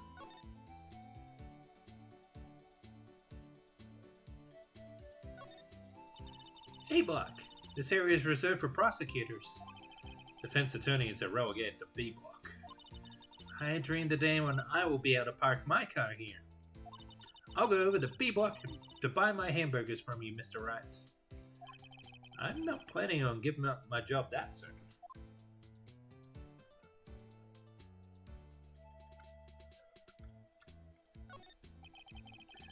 B-Block is through there. That's where visitors park. I can see the Lunchland car over there, far in the distance. Hey, you're right. I like the cute design on the door. I can see a cartoon cow munching down on a juicy looking... Oh my god, cannibalism. What is the world coming to? Doesn't that strike you as a little creepy? Just don't think too deeply about it and you'll be fine.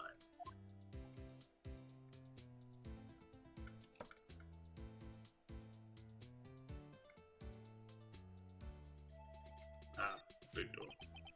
What's this? Looks like a note of some sort. Look, something's written on it. 67S122. There's a name printed on the paper above that. Goodman.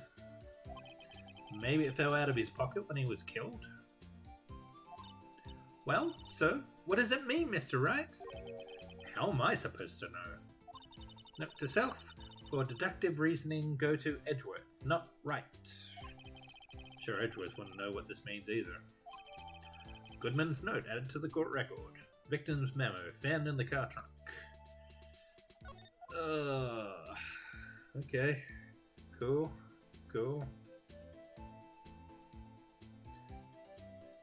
Anything else?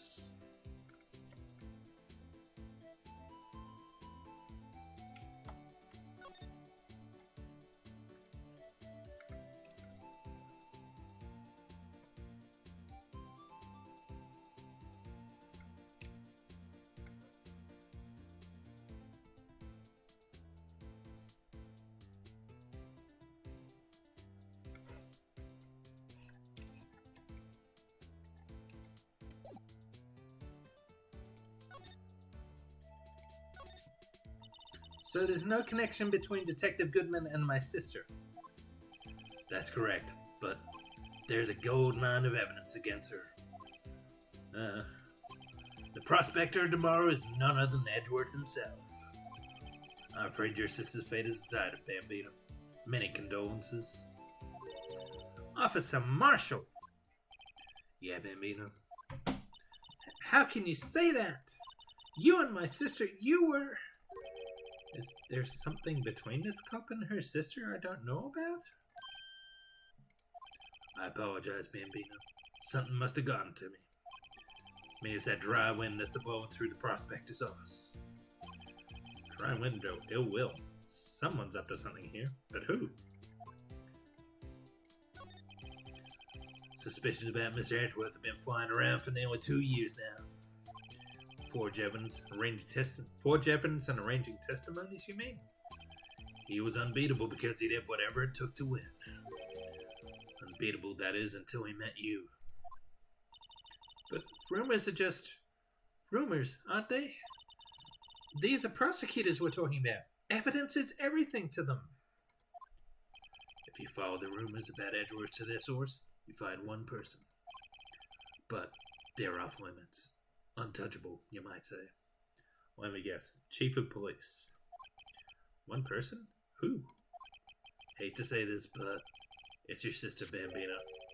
Chief Prospector on the sky. Well, she's not untouchable, is she? She's behind bars. She's about to be tried for murder. What? My sister? Edgeworth couldn't rustle all those cattle by himself. Some people load their guns with bullets. Some people load them with deals. What, you're saying Edgeworth was making deals to win trials? But his gunshots is bound to be bullets. That's what the old timers say. There's a big old secret hidden around here somewhere. Everyone knows it. Is that why Detective Gumshoe was taken off the case? Yeah, he is pretty close to Edgeworth. That would make sense. Did they target him because he was closest to Edgeworth? So, well, how are we doing, Mr. Wright? I guess we got some clues.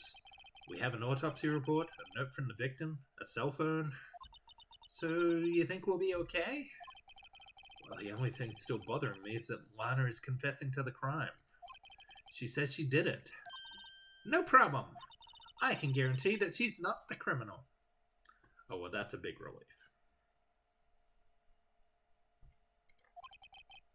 Oh, by the way, Emma? Yes?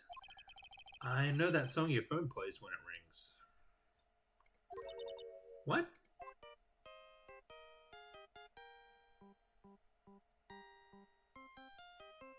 Oh, so it wasn't Phoenix's phone.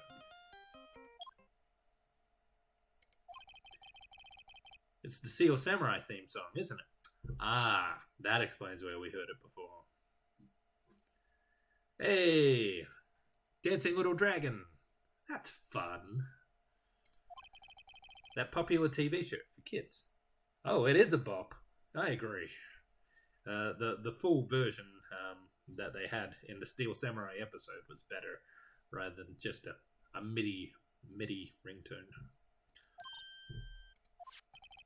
The phone that rang earlier wasn't mine. It was yours. 5:18, just after the murder took place. Your sister called you, didn't she, Emma? I'm sorry. Can you tell me what you talked about? She hung up right away. I see. Cell phone update in the court record. Last call made to her sister Emma at 5:18 on the day of the murder. Well, that potentially makes Emma a witness, doesn't it? Detective murdered. The suspect is the top prosecutor in the district. I've got a bad feeling about this. Like, maybe I still don't know everything that went on here. It's almost 10 o'clock. I think we can get at least through the trial before I wrap up for tonight. Well, I'm sure it'll only be the first day of the trial.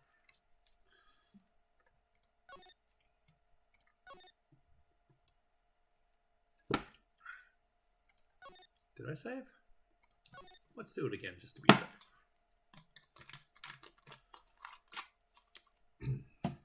Oh no, I'm almost out of purple soda.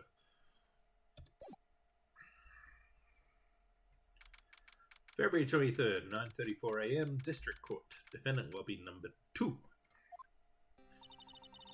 How did the investigation go yesterday, Mr. Wright? Frankly, there is still a lot of gray areas. Or rather, the whole thing is one big gray area. Don't worry about me, no matter what the outcome. I'm ready to accept my fate. I believe in you, sis. Mr. Wright, let me offer you a word of advice. Yes? A defense attorney should never believe their client. The defendant is called to trial because they are suspected of wrongdoing. Never forget that. Miss Sky, you remind me a lot of Mia. But there is one decisive difference between you and her. And that is, you're not a defense attorney. I believe it's almost time for the trial. Good luck, Mr. Wright. My first trial without a Fae helping me. No one's going to bail me out this time. I'll be alone in there. So I have to discover the truth all by myself. Sag. Let's do it, Mr. Wright. I'll be with you the whole way. Can I go back to being alone, please?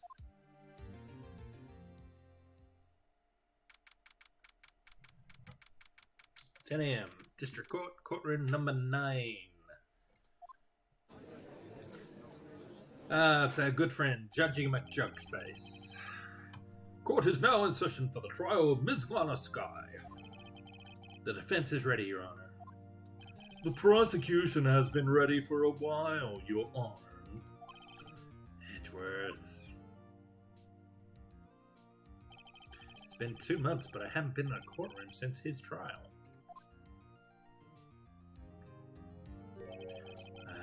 I hope that personal feelings will not be a part of the proceedings today, Mr. Wright. I will choose the path I think is right, regardless of what those around me might say. The judgment to be made here is in our hands, not those of anyone else. Very well, Mr. Edgeworth, your opening statement, please. Chief Prosecutor Lana Skye has committed an unpardonable crime. Not only this, but she was rash enough to commit it in the prosecutor's office slot. Wow, he's much more forceful in person. I suddenly feel like confessing to everything. However, she will now pay for her rashness with her... I told her they'd go for an execution charge. There was a witness to a crime. A professional witness. Well then, call your first witness, Mr. Edgeworth. The prosecution calls its first witness, Ms. Angel Starr, to the stand. A cuff-up queen?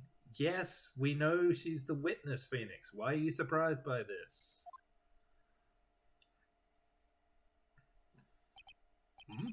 Haven't I seen you somewhere? You ordered the caviar lunch, right? Oh, caviar! I've never eaten caviar before. The judge is really woofing it down. And for you, I have a Fiesta Bowl. Thanks. Will the witness state her name and profession? And you, sir. Did you order the fingerprint lunchbox? It is too early for lunch. Your name and profession, please. Well, Your Honor, how does it taste? So this is why everyone raves about caviar. It's so tasty it hurts. I always thought caviar would taste like pickled tapioca. What the heck does pickled tapioca taste like? Name, profession, now. Me? The name is Angel Starr. Don't go forgetting it. I find myself running lunch lane these days. Is that what you wanted me to say, Mr. Edgeworth? Very well, witness. Please describe the incident to us. The prosecution will wait. I'm not finished. Hurry it up!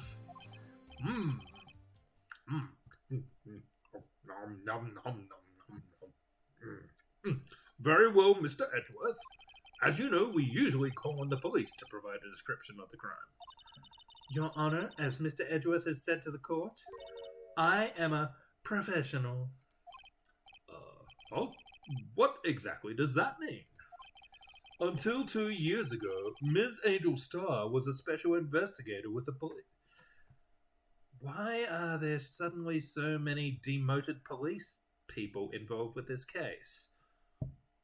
Marshall used to be a detective. He's been demoted to a patrolman. And now this. What's going on here?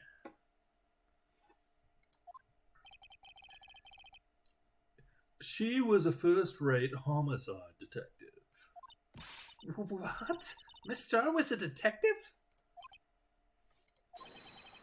Aha! I know who you are. Cough up. Cuff up Queen Angel Starr, Your Honor. Long time no see. But very well, you may continue with the description, Ms. Starr. Just who is this lady? If I might have the court's attention over here. The parking lot at the prosecutor's office is divided into 2 blocks. A block is for the prosecutor's office personnel. B block is for visitors and clients. A chain divider separates the 2 blocks. I suppose that's to keep visitors from taking up the prosecutor's spaces, yes? The crime took place by a car in the back of A block, in the car's trunk. Actually, now that I think about it, why is Edgeworth allowed to prosecute this case? That surely must be a conflict of interest. It's his bloody car.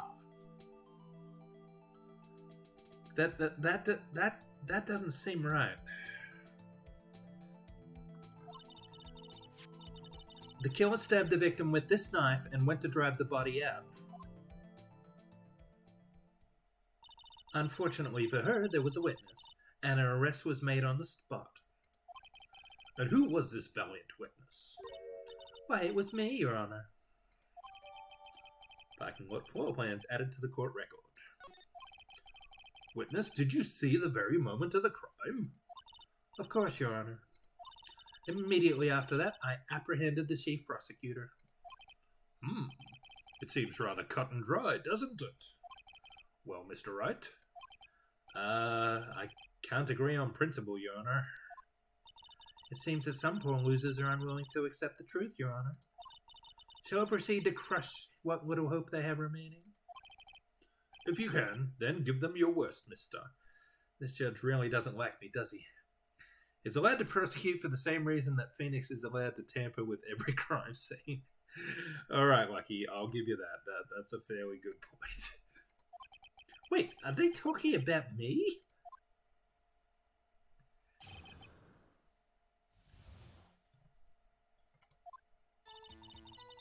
Somehow, I always knew a day like this would come. I was on my way to deliver a lunchbox to my boyfriend, when I sensed something. Perhaps it was my finely honed detective's intuition at work.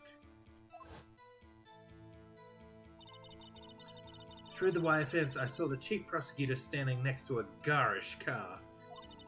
The chief prosecutor was holding a knife in her right hand, and she thrust the pointy tip of the knife into Detective Goodman's chest. Bring a lunchbox to your boyfriend? How touching! As you can see, there is no room for doubt. The key point of your testimony seems to be nothing other than the point of the knife which you saw being stabbed into Detective Goodman. So, how does it feel to be so utterly crushed? I'm still thinking about that. It's merely a flesh wound, Mr. Wright. Very well, Mr. Wright, you may cross-examine the witness.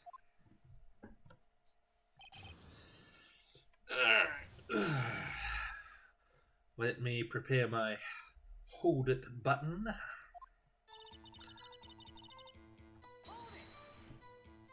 How did you know? I respect the prosecutor's basic abhorrence of the crime. Yet their methods are ugly and twisted. Twisted methods will always lead to tragedy. The lunch lady's uninformed opinion is duly noted. Given that they are used to raising inconvenient evidence at their whim. Oh yeah, she really doesn't like Edgeworth. Killing off a detective that knew too much is merely an extension of that. Miss Starr, do you have something personal against prosecutors? I felt that I would find my dream job when I became an investigator. And if I hadn't been laid off by those prosecutors over there, I'd still be one. Laid off? She was fired. To me, prosecutors are nothing more than worms. That said, I am a pro, as you know. My testimony is unbiased and flawless. Very well. You may continue, Miss Starr. I was on my way to deliver a lunchbox to my boyfriend. This boyfriend? He's the detective? Not that boyfriend. The security guard. That boyfriend? You have several? Yes. This boyfriend, that boyfriend, and the other boy. Whew. Must be a busy bedroom. Care to join? The yet another boyfriend's position is still open for applicants. I'll stick with the lunches, thanks. This reminds me a bit of the what was it? The second Futurama movie? What's it called?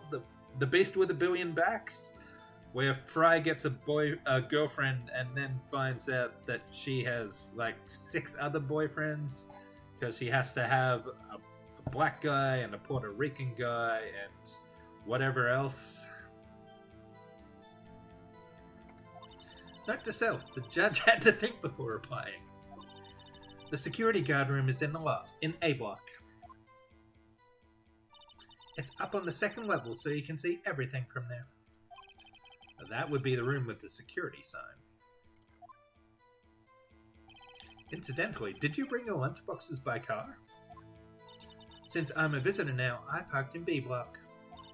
So she was in B block when she witnessed the crime. When I sent something, perhaps it was my finely honed detective's intuition at work. You sent something? So you're saying you had a premonition of the murder? It felt like... how would you say? Oh yes. It was like the feeling you get when you view a pumpkin chock full of seeds.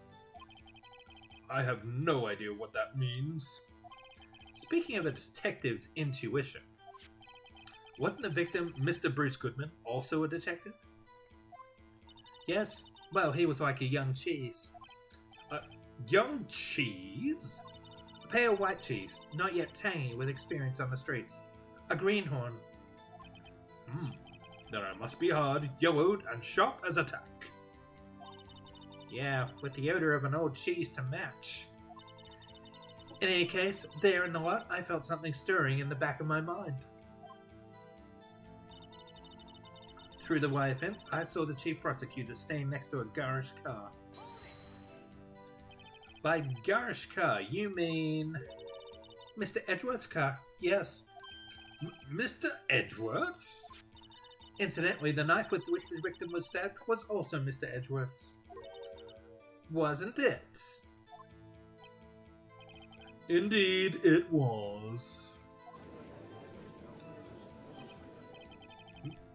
No gavel? No gavel. That's a first. What an odd case this is. And the person you saw, you are sure it was a defendant? I saw her from no further than 30 feet away. I am certain it was her. She's telling the truth. We're doomed. Let's just do what we can. Even if we don't have any proof, we can always nitpick. Witness. In your testimony, you clearly said the following. Prosecutors are nothing more than worms. Ergo, you are a biased witness. You might want to keep those silly opinions to yourself in the future, rookie.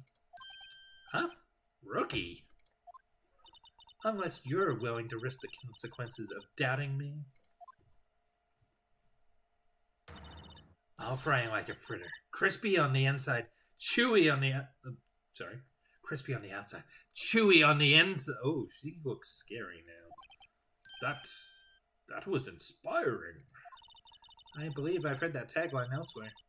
You could cry plagiarism? I may be relegated to the lowly post of lunch lady, but my instincts are honed. Oh, well that doesn't look good, does it? A photograph? You took this? The moment I witnessed a crime, my reflexes took over and snap. I took a picture. In fact, one of my lunchboxes is rigged with a camera. I suppose that's more exciting than just hanging it around your neck. Witness, why am I only just seeing this photograph now? You think I'd show it to you, a prosecutor? Think again. Huh. My boyfriend works in the photography division of criminal affairs. Well, this is most certainly the defendant. The moment of the crime as photographed by Angel Star. Uh-oh, that is unmistakably Lana's guy. So what was the defendant doing at the time? The chief prosecutor was holding a knife in her right hand. Tell me more about this knife that the suspect was carrying. Well, I'd say the blade was about 4 inches long. Is that right, Mr. Edgeworth? It is your knife, after all. Yes, that's about right. Prosecutors are, by nature, well versed in the location of a man's vital organs. I'm sure it was easier than boiling an egg for my egg salad surprise set.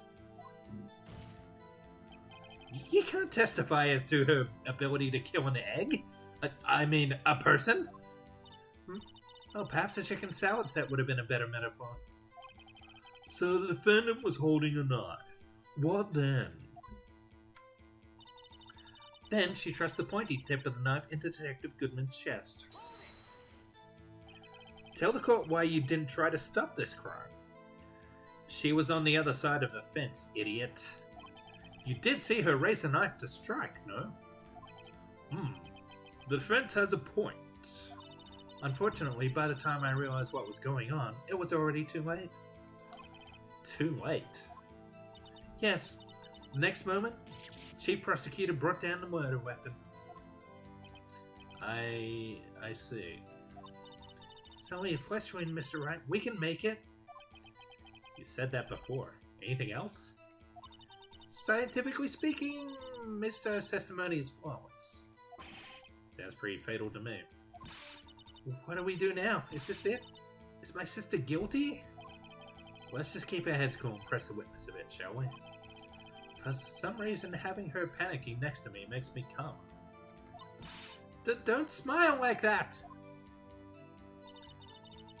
Alright, so we're back to the start. This is about time to pull out some evidence, point out some contradictions.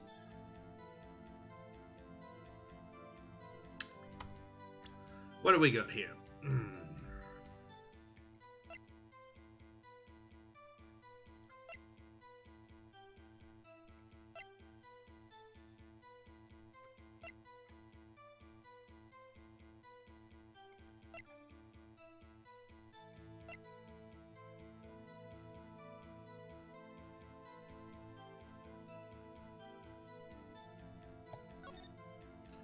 Name of the deceased, Bruce Goodman, 36, male.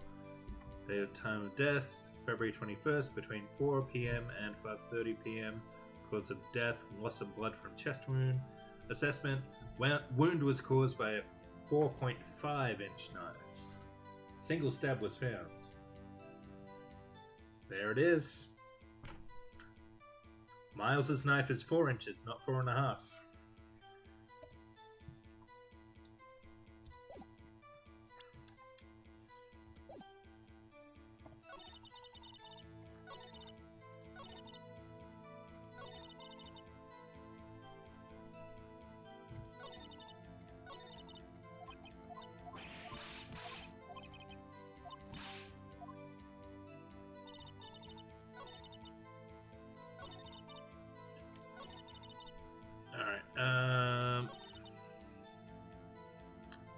Let me just do a save here.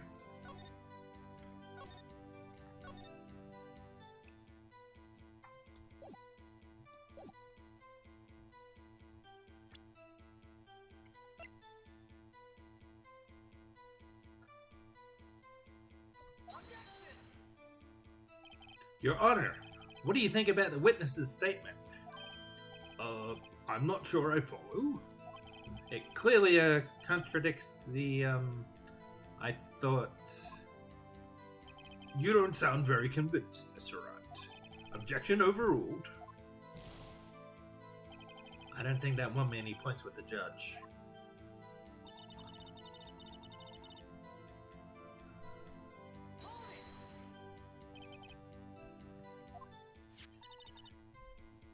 Four inches long.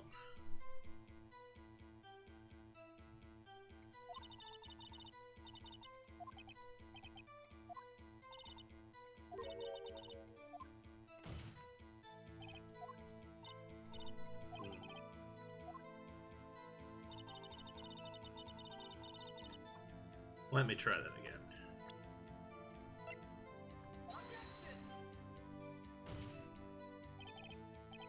Okay, well, clearly I'm on the wrong track here.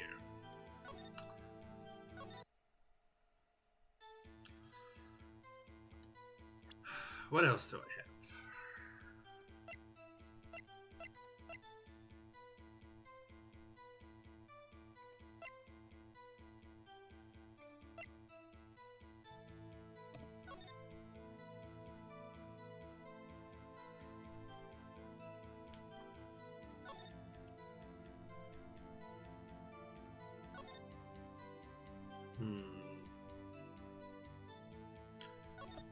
I don't think there's anything to contradict the statement here. If she was on the other side of the fence here, she would have had a clear view of the car.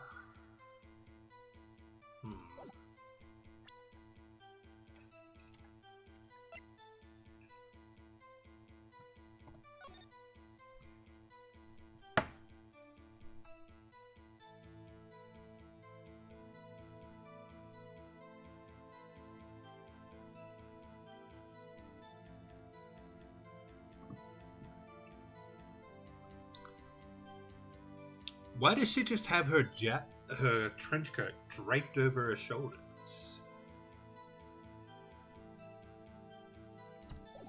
I wonder if that's anything.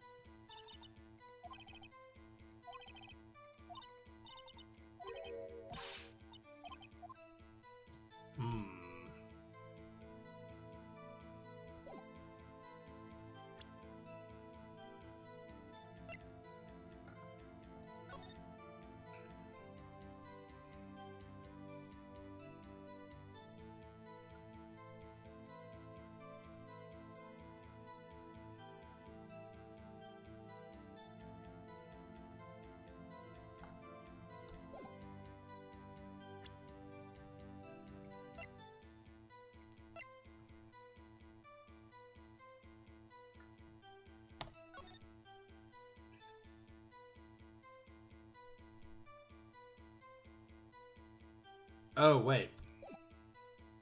I think I know what the problem is. I was using the knife as evidence, not the autopsy. That's the contradiction. Okay. Here we go. Cross your fingers.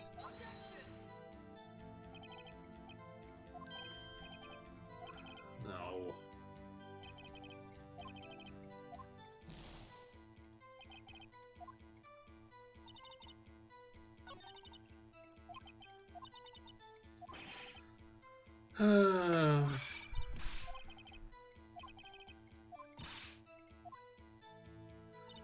Anyone in the chat have any suggestions? Because I'm at a complete loss here.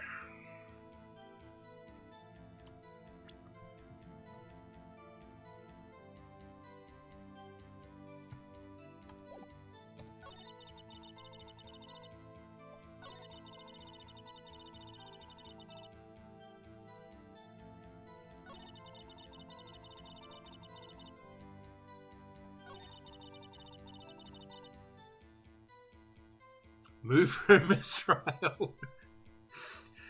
On walk around, Peaches.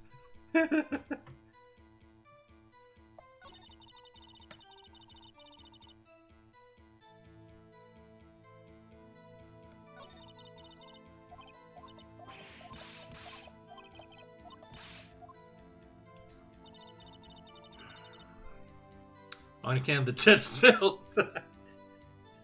Objection! I move for a mistrial on the grounds that you smell, Your Honor. Oh yeah, that'll go down great. Oh, what am I missing here?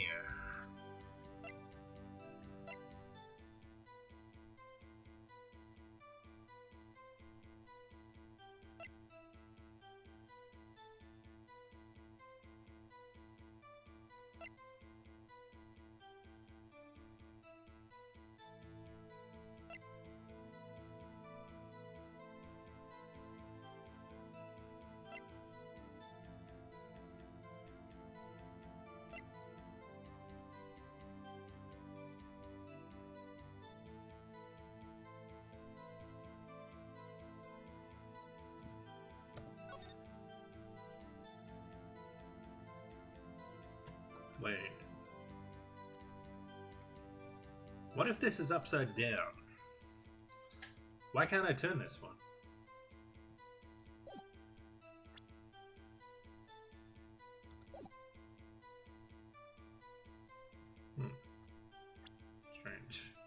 It can't miss. Yeah, alright. Well, tell you what, we're gonna call that whole mistrial on account of the judge smelling. We'll call that Plan B. Okay?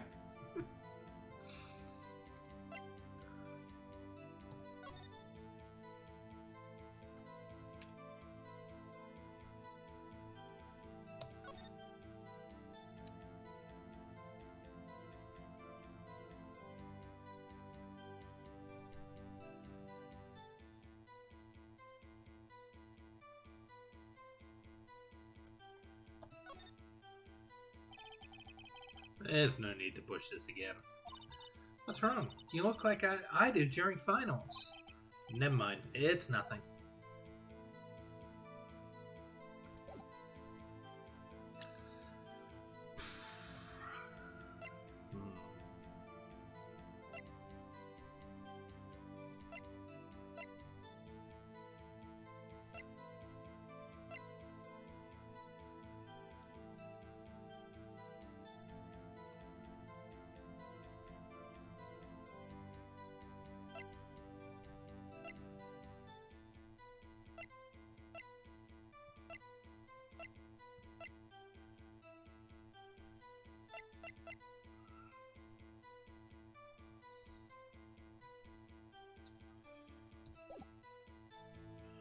Alright.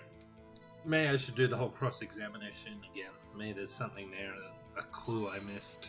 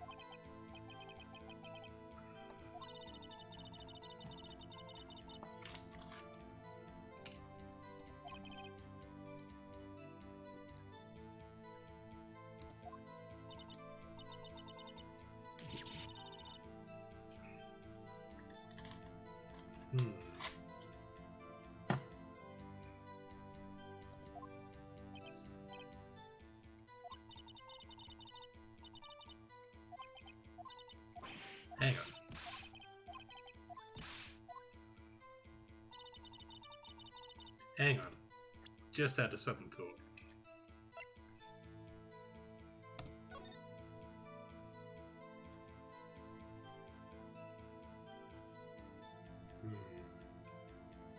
I was just thinking maybe there was a timestamp on the photo.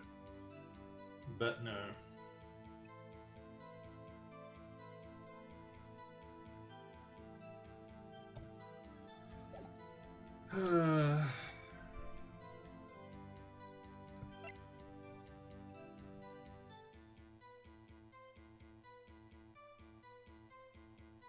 Alright.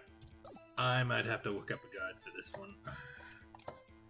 I hate to do it, but it's either sit here and stare at the screen blankly for another half hour or try to move things along.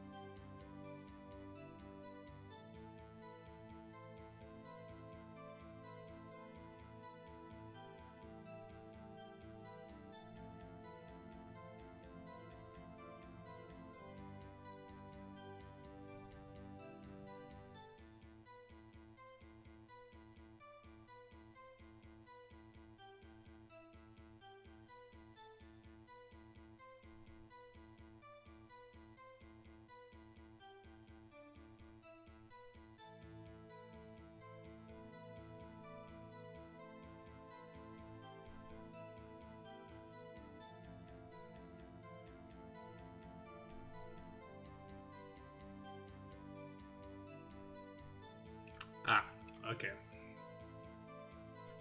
Okay.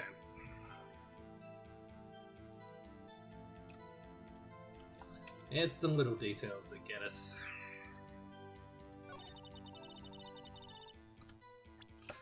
Let's have another look at that.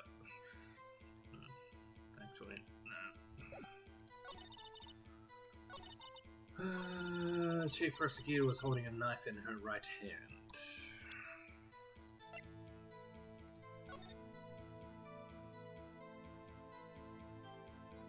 Well, she doesn't appear to be holding a knife at the moment, does she?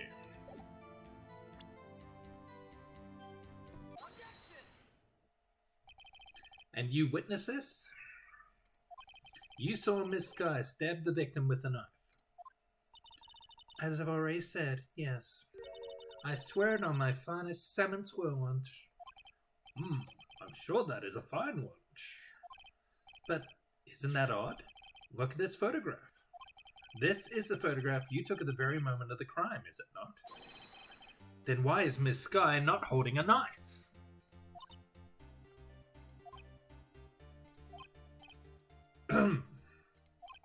Mr. Edgeworth, your thoughts? Objection. That had to be the weakest objection ever, Edgeworth. And yet it was still stronger than your ever-feeble mind, Mr. Wright. What do you mean, Mr. Edgeworth? This photograph was not taken the moment before the stabbing. This was taken the moment after the stabbing. And how can you tell that? What's better? Well, yeah. Huh? See the dark crimson stains on the Chief Prosecutor's coat? But it's a black and white photograph! Ah, yes, it's hard to tell, but this could be blood. Well, Mr. Wright, I see no problem here. No problem, except you. Mr. Wright, are you just going to sit there and take that kind of abuse? You got a better idea? Wait, that contradicts what the witness said in her testimony. Namely, that she took the picture the moment she witnessed the crime. Well, it seems I was slightly unclear. My apologies. That's it? If you run out of lunch, you order seconds. Problem solved. If you don't like it, try ordering the jumbo-sized lunch from the get-go. Good advice. I'm not sure I understood it, but good advice. I didn't have time to stop her. Prosecutor Sky was cold, calculating, like a... Well, yeah, she does seem very much like that. She killed without pain or remorse. It was premeditated murder. Premeditated? How do you know? Look at the chief prosecutor's hands in that photograph. Well, are those gloves? Surgical gloves made of thin rubber, most likely. Why would she have those on? If it was not premeditated, she would not be wearing those gloves.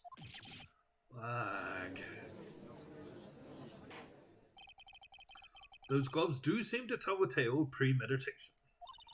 Premeditated murder. A serious offense. Witness, add this to your testimony. The murder was planned. The rubber gloves prove it. What if she was just in the habit of wearing gloves? Like driving gloves? The gloves were admitted as evidence when the defendant was arrested. They were rubber gloves of the kind used for autopsies. In other words, when the chief prosecutor came to the crime scene, she came to do murder. It's the only possible conclusion one can make. Everything was planned. It was a premeditated crime. Impressive. I'm sorry they took you off the force, Miss Starr. This is bad. She's got them thinking it was all planned. If she can prove this claim, the trial's already over. Got to think of a way to show this wasn't premeditated. It's only a flesh wound, Mr. White. We can make it. You said that before.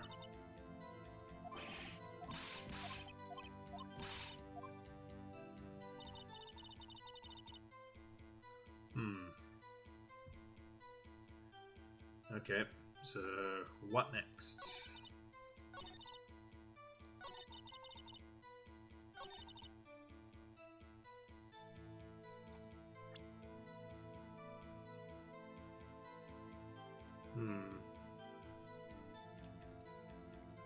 The phone call, maybe?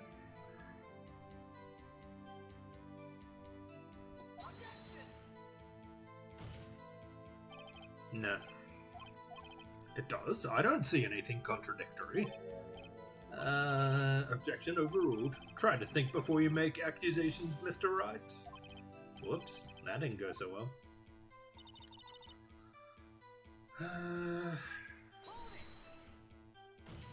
Oh. What is... Oh no, I've already done this, haven't I?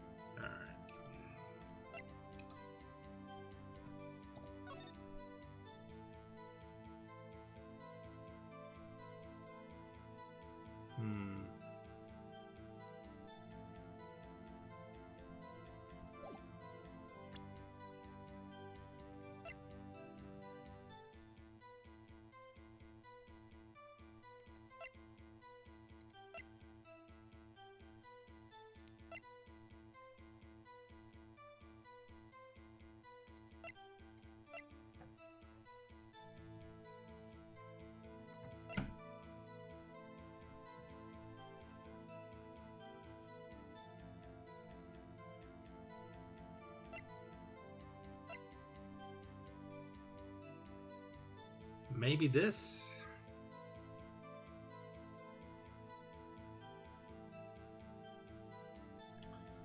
I think I better save again.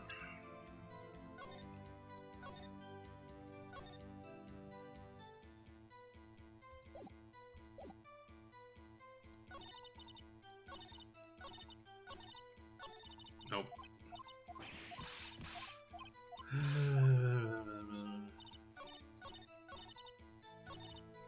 Nope. Too much skipping.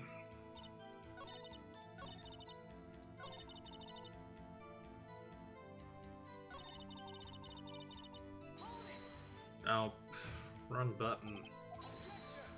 Oh, it's all going terribly, terribly wrong.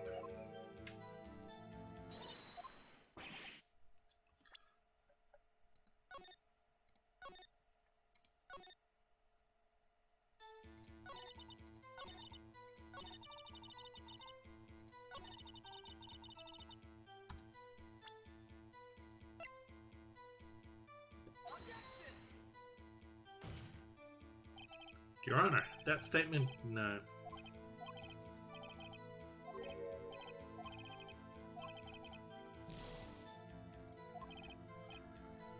Alright.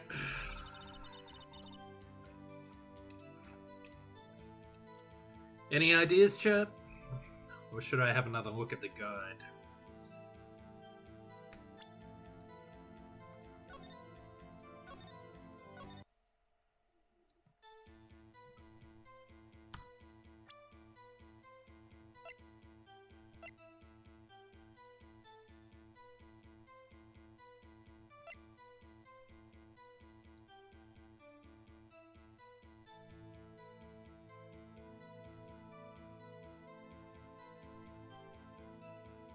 We could try the knife.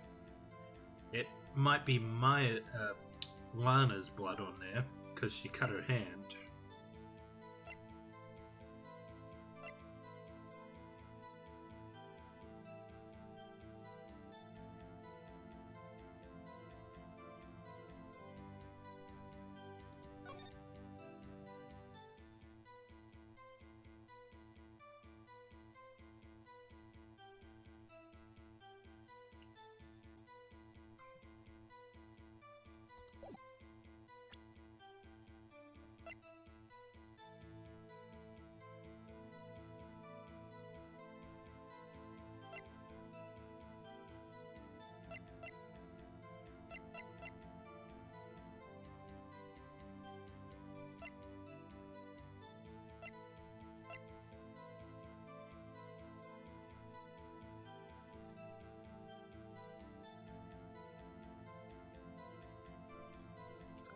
Wait, maybe it's the coat. I did notice that she had the coat draped over herself, not actually wearing it.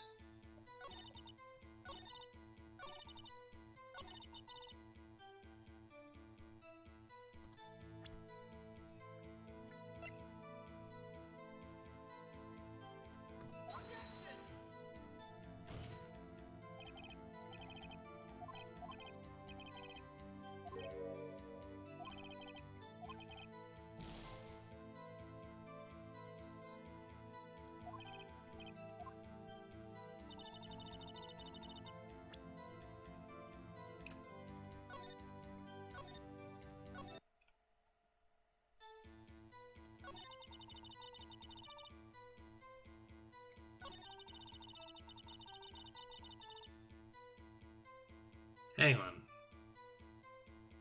She was delivering a lunchbox to her boyfriend at 5 p.m.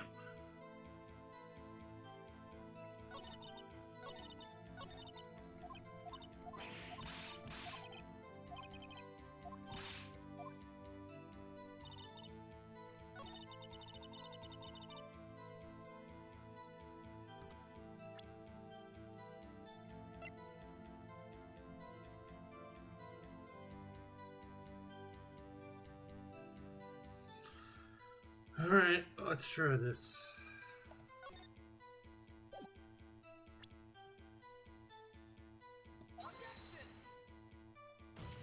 Attack the little tramp's credibility. Well, yeah, but how?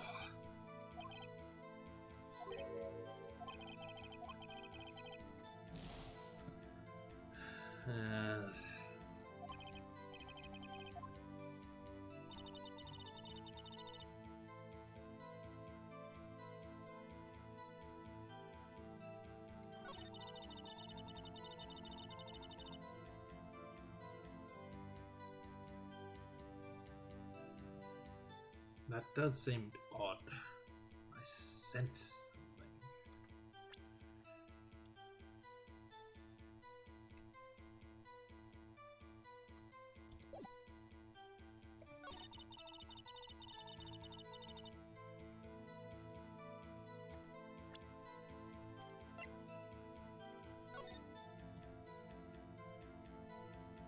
No, no. The photo clearly shows he was on the other side of the fence, that's sure.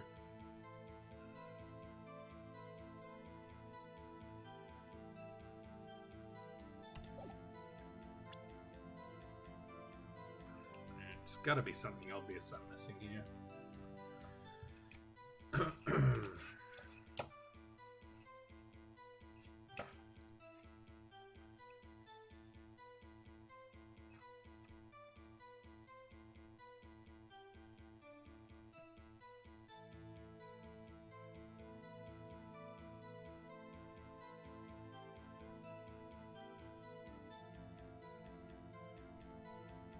Ah, yes, good point. Okay. Thank you, guide.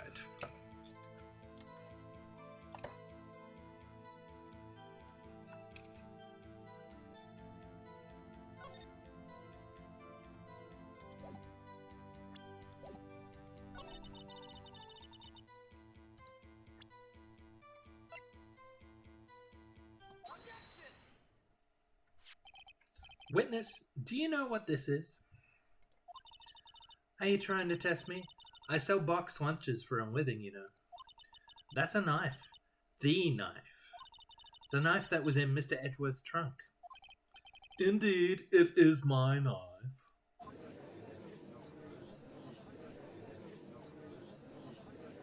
Judge? That gavel? I think you've forgotten your gavel. The defendant is the chief prosecutor for the district. Mommy, are prosecutors bad people? The defense has a request. We ask that the witness provide an accurate testimony. Oh, dang. Whew. Go off, Phoenix. What's that, rookie? In your testimony, you stated that Lana Skye planned this murder, and that's why she was wearing those special gloves. Seems like a natural conclusion to me. The gloves do indicate planning. However, why would she not also prepare the most important thing? The murder weapon. Oh. This knife just happened to be in the trunk of that car. Ladies and gentlemen, if you're going to plan a murder, you don't forget the weapon. Whoa! Such drama. I told you she should be an actress. Order, order, order! He finally found his gavel. Great, now the tide is turning in our favor. Great show, Mr. Wright. My sister's good. I think you may be getting a little bit too excited.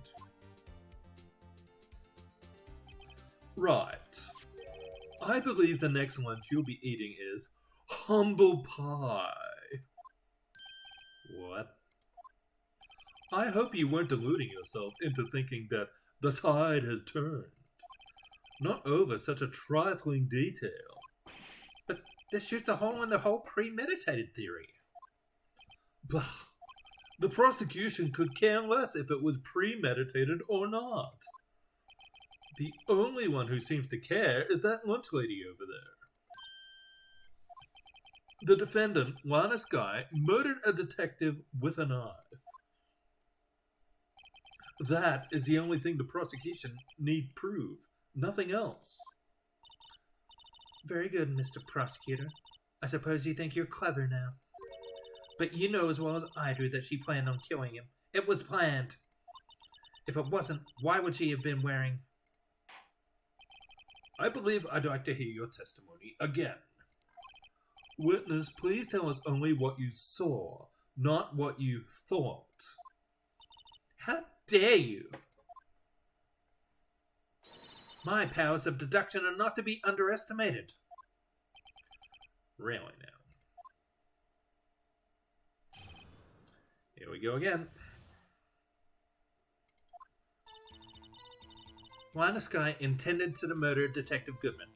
Objection.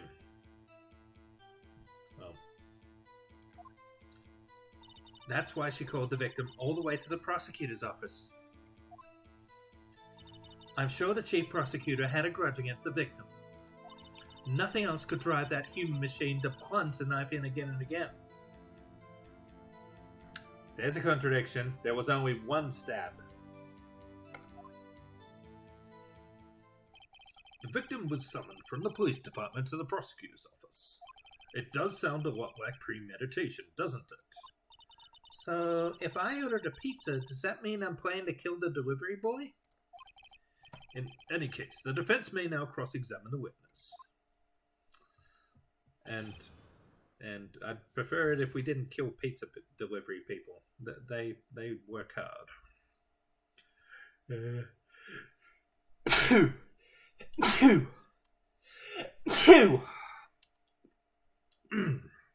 That was fun. Minus guy intended to murder Detective Goodman. Hold it. You've said that, but you haven't told us how you know. That's what I'm about to tell you, rookie. I believe what she just said was a mere prelude to the story she's about to tell. Try not to interrupt her again. Rookie. Never interrupt a storyteller. That's like pulling a bun out of the oven half-baked. Something's half-baked here, alright, and it's you. Try not to confuse the defense witness. They're not very quick on their feet. Now, why did you believe the suspect had intentions to murder the victim? Her actions speak for themselves. That's why she called the victim all the way to the prosecutor's office. You have no proof that Ms. Sky called him there. You have no proof that she didn't. Mr. Edgeworth, thoughts? There is no record of a call made on the defendant, Ms. Lana Sky's phone. She might have written him a letter. Oh, come on. You could have tried public phone first, at least. In any case, the victim came to the prosecutor's office, where he was murdered. I'm sure he had a reason to be there. Witness? Why do you think it was the suspect who summoned the victim that day? Wait, oh, sorry. Wrong voice. Why do you think it was the suspect who summoned the victim that day? I'm sure the chief prosecutor had a grudge against the victim. This could be interesting. What kind of grudge? Well, I wouldn't know that. Of course you don't. That's because she didn't have a grudge. Rookie. I have a lunchbox here. Now, what's inside? How am I supposed to know?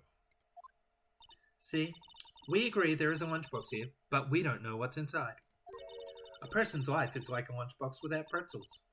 A person's life is like a lunchbox with pretzels. Don't you agree? I get it. That's why my lunch was so salty. What? This judge isn't very good with metaphors. The suspect had a grudge against Detective Goodman. Will you tell us your basis for thinking this? It's simple. Nothing else could drive that human machine to punch a knife in again and again. Alright. Now it's time for our objection.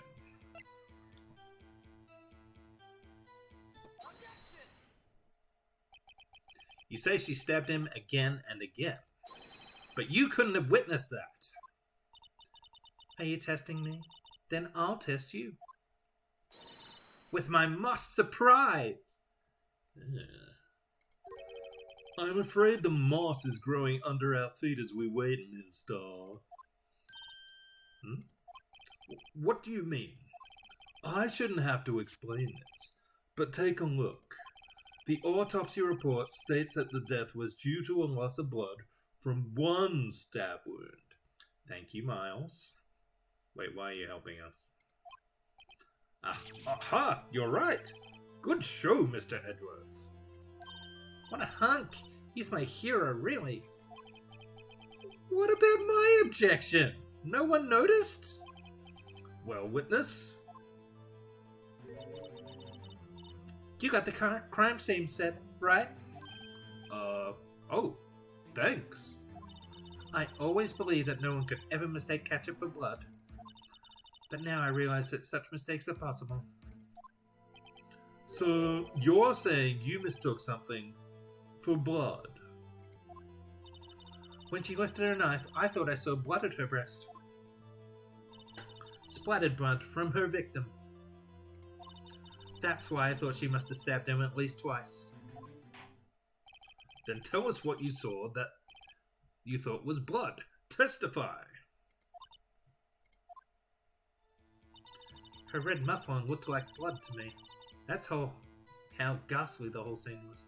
Her red muffler? Her red muffler? Yes, like a scarf. Chief Prosecutor always wears one around her neck.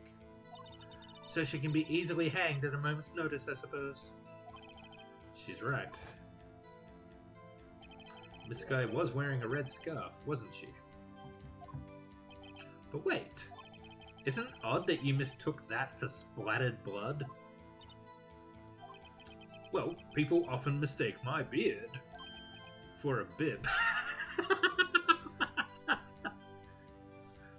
Oh, thank you, Peaches. A judge with a bib. That's why this place feels so much like kindergarten sometimes. Actually, I do think I saw some traces of blood on her chest. However, the autopsy report is clear on this matter. There was only one knife wound. Apparently, Miss Starr isn't entirely sure of her own testimony. Mr. Wright, this is our chance. Chance for what, I wonder? Miss Starr has turned out to be as short-tempered as she looked when we met her. Challenging her abilities as a detective really set her off. The short wick burns out the fastest. It's a scientific fact. I wonder, wouldn't it depend on the size of the candle? I mean, add more wax and even a really short wick will burn longer. Obviously, more scientific testing is required. This guy intended to murder Detective Goodman. That's why she called the victim all the way to the prosecutor's office. I'm sure the chief prosecutor has a burn trigger of the victim. Red muffler looked like blood to me. That's how ghastly the whole scene was.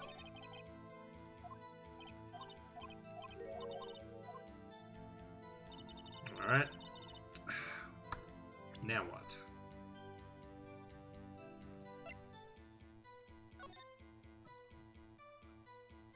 Well, is it just me, or is she not actually wearing her scarf in that photo?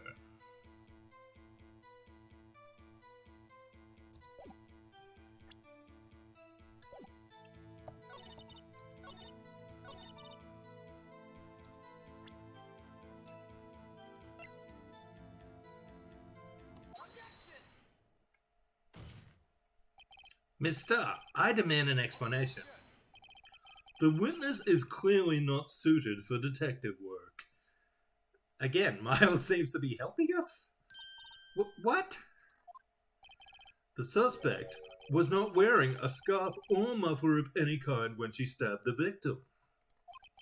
And you proved it yourself. With this Stop stealing my objections! Huh? But that can't be! Only a professional lunch lady could be so utterly clueless. Congratulations. Perhaps you finally found your true calling in life.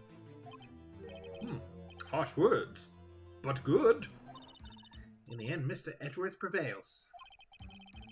What was my objection? Chopped liver? But it was there. A scarf. No, not that, but something red. Really? Well now, where were we?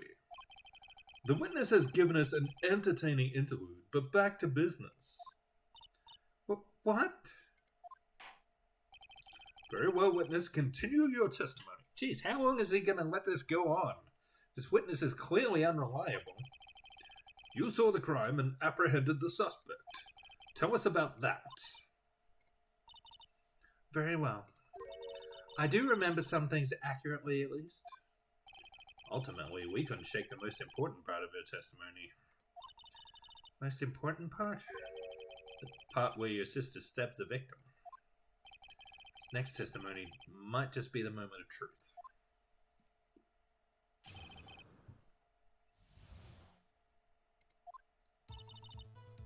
After the murder, the suspect attempted to run behind a partition off to her side.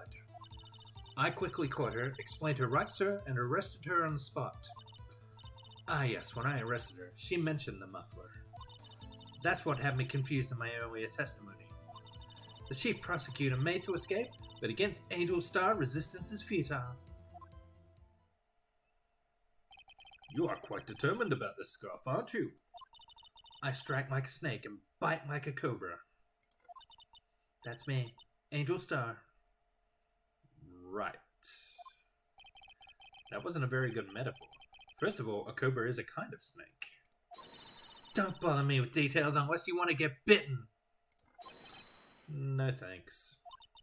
Note to self, Mr. Wright is weak against poisonous snake bites. Venomous snake bites. The chief prosecutor tried to resist, but her efforts were in vain. She knocked my hands aside, kicked over an oil drum. An oil drum? Hard to imagine. Oh, she's beautiful but deadly. A predator, this one. A leopard woman.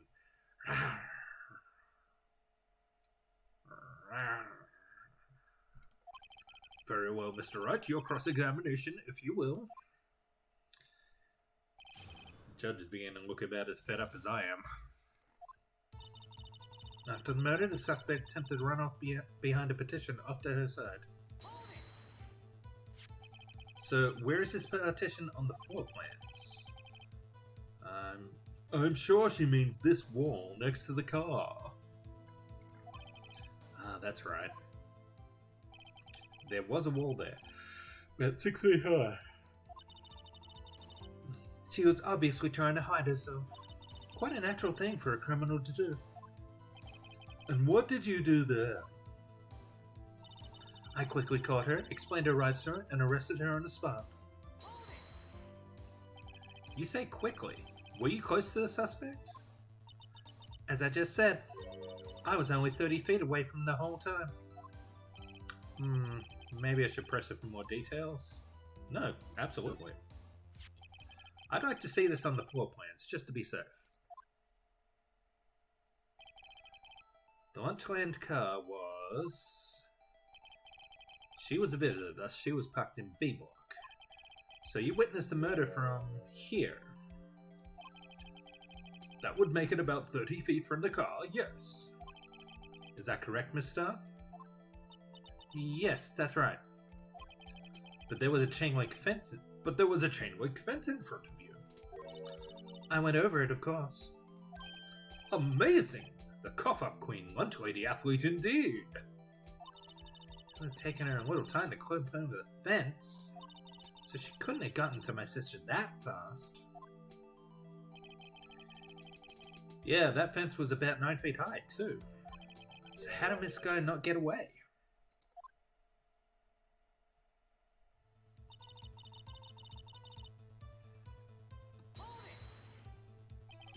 She mentioned the muffler?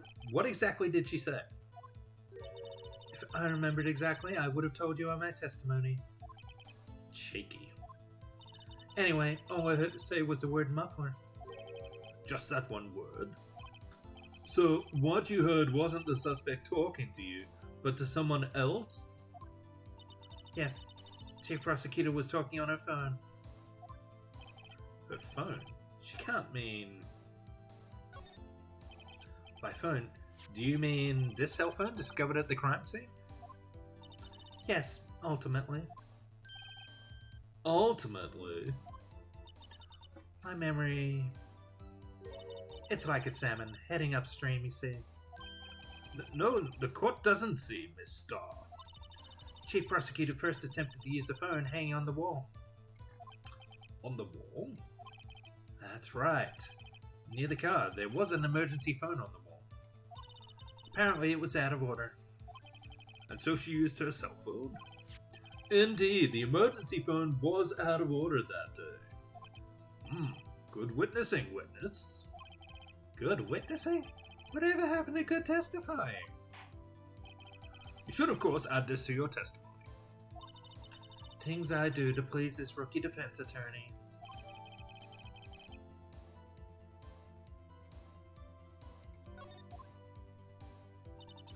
I saw know how she tried the phone on the wall, but had to use her cell instead.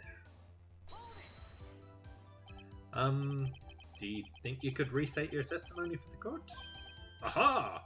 I was going to ask the same thing. I'm only saying this one more time, so listen close, rookies.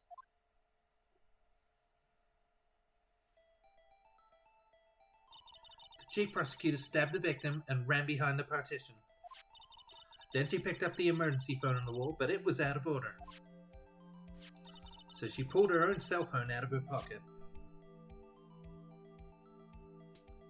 And during that time, you climbed over the chain link fence. Then, when I boldly grabbed her arm, the chief prosecutor hung up her phone. And you saw her doing this. What is it, Mr. Wright?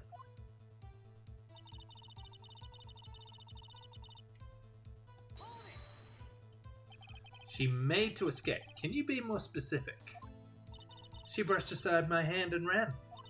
It was a terrible sight to see, like a dollop of lard on a pâté of foie gras. She even kicked over an oil drum at me. An oil drum. There was an oil drum lying on its side at the scene of the crime.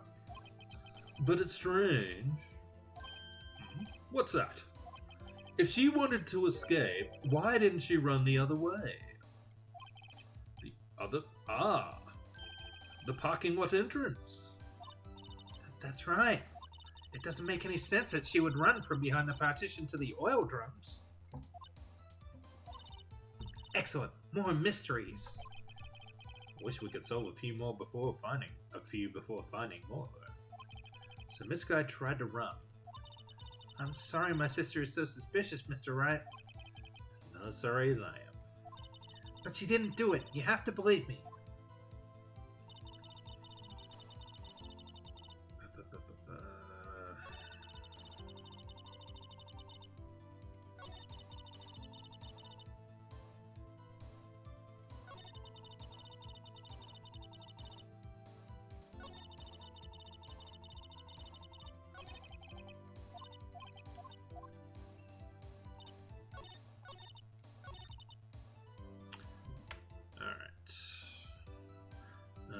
Let's do another save here, because that was a lot to get through.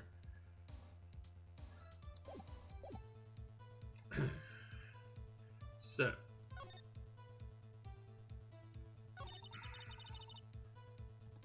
I think the key is the phone here.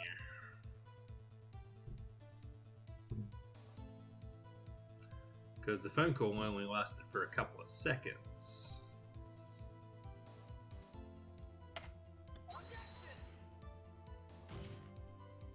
Your Honor, that statement contradicts this evidence. No, it doesn't.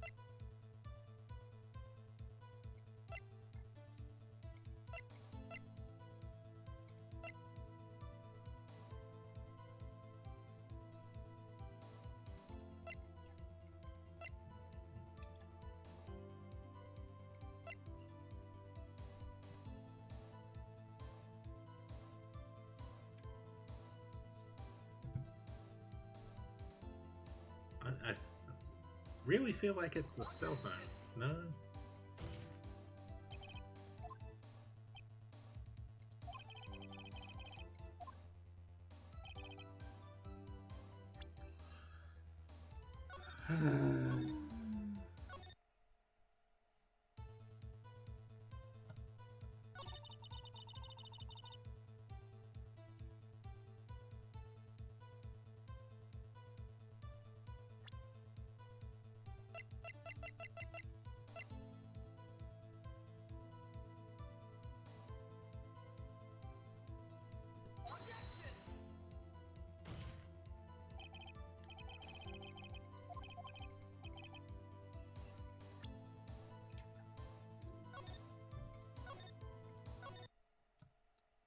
What am I missing this time?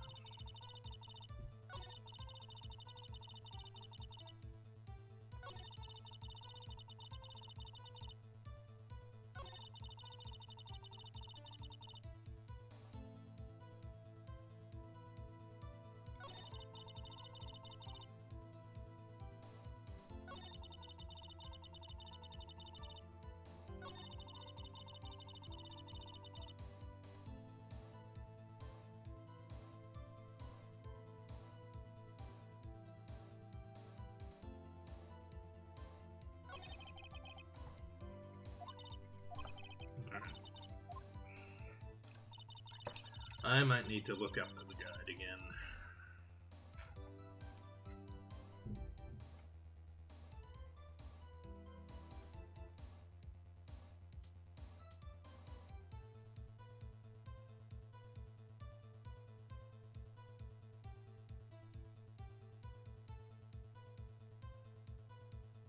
Oh, right.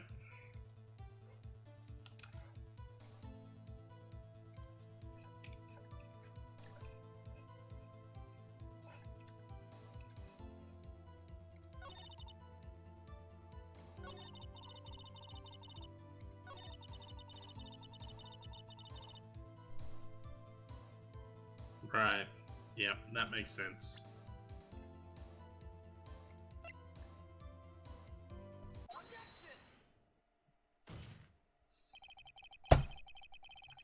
Mister, I have to conclude that you have a personal grudge against Ms. Lana Sky. The witness is a former detective. Her testimony is unmarred by personal bias. Well, who would have thought you would be my knight in shining armor, prosecutor? You who, together with the chief prosecutor, kicked me out 2 years ago. Well, Miss Starr, this is a fatal contradiction with your testimony. How do you explain this? I don't know what you're talking about. Mess with me, and I'll make you cough it all up. Let's look at the floor plans. You said you witnessed a crime from this point. However, if that's true, you couldn't possibly have seen Miss Sky making that phone call. I believe you see what I'm getting at. That emergency phone was on the backside of this partition. If, indeed, you were in B block, you couldn't have seen it. What? Order? Order! What is the meaning of this? It's simple, Your Honor. She's not coughing up lunch. She's coughing up lies! So dramatic.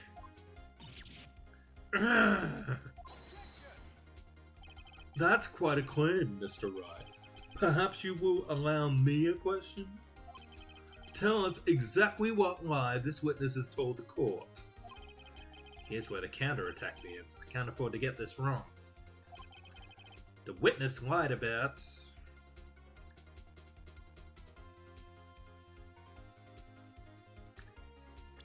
Just gonna save here.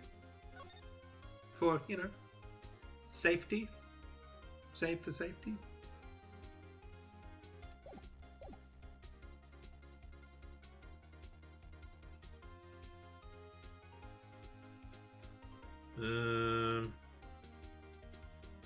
Well, she can't have been lying from where she saw it because the photo was taken on the other side of the fence. Unless someone else took the photo. Could be the order of events. I think it's what she saw. I think she saw the victim, the suspect find the victim and try to call for help. She lied about what she saw. In other words, she didn't see Ms. Guy using that emergency phone. It does seem hard to imagine how she could have. Very logical. What's the matter, Star? Cat got your lunchbox? Mr. Wright, I hate to bother you while you're celebrating your victory, but why would Miss Star lie like that? Huh? Why would she say that my sister tried to use the phone but failed? Didn't make any sense. Why lie about something so insignificant? Oh, dang, she's right. Maybe she really did see her try to use the emergency phone. I see no room for doubt here. You ordered the patooey on this rice, right? Mr. Wright, I thought you had something here. Yeah. Okay. Yeah, got me.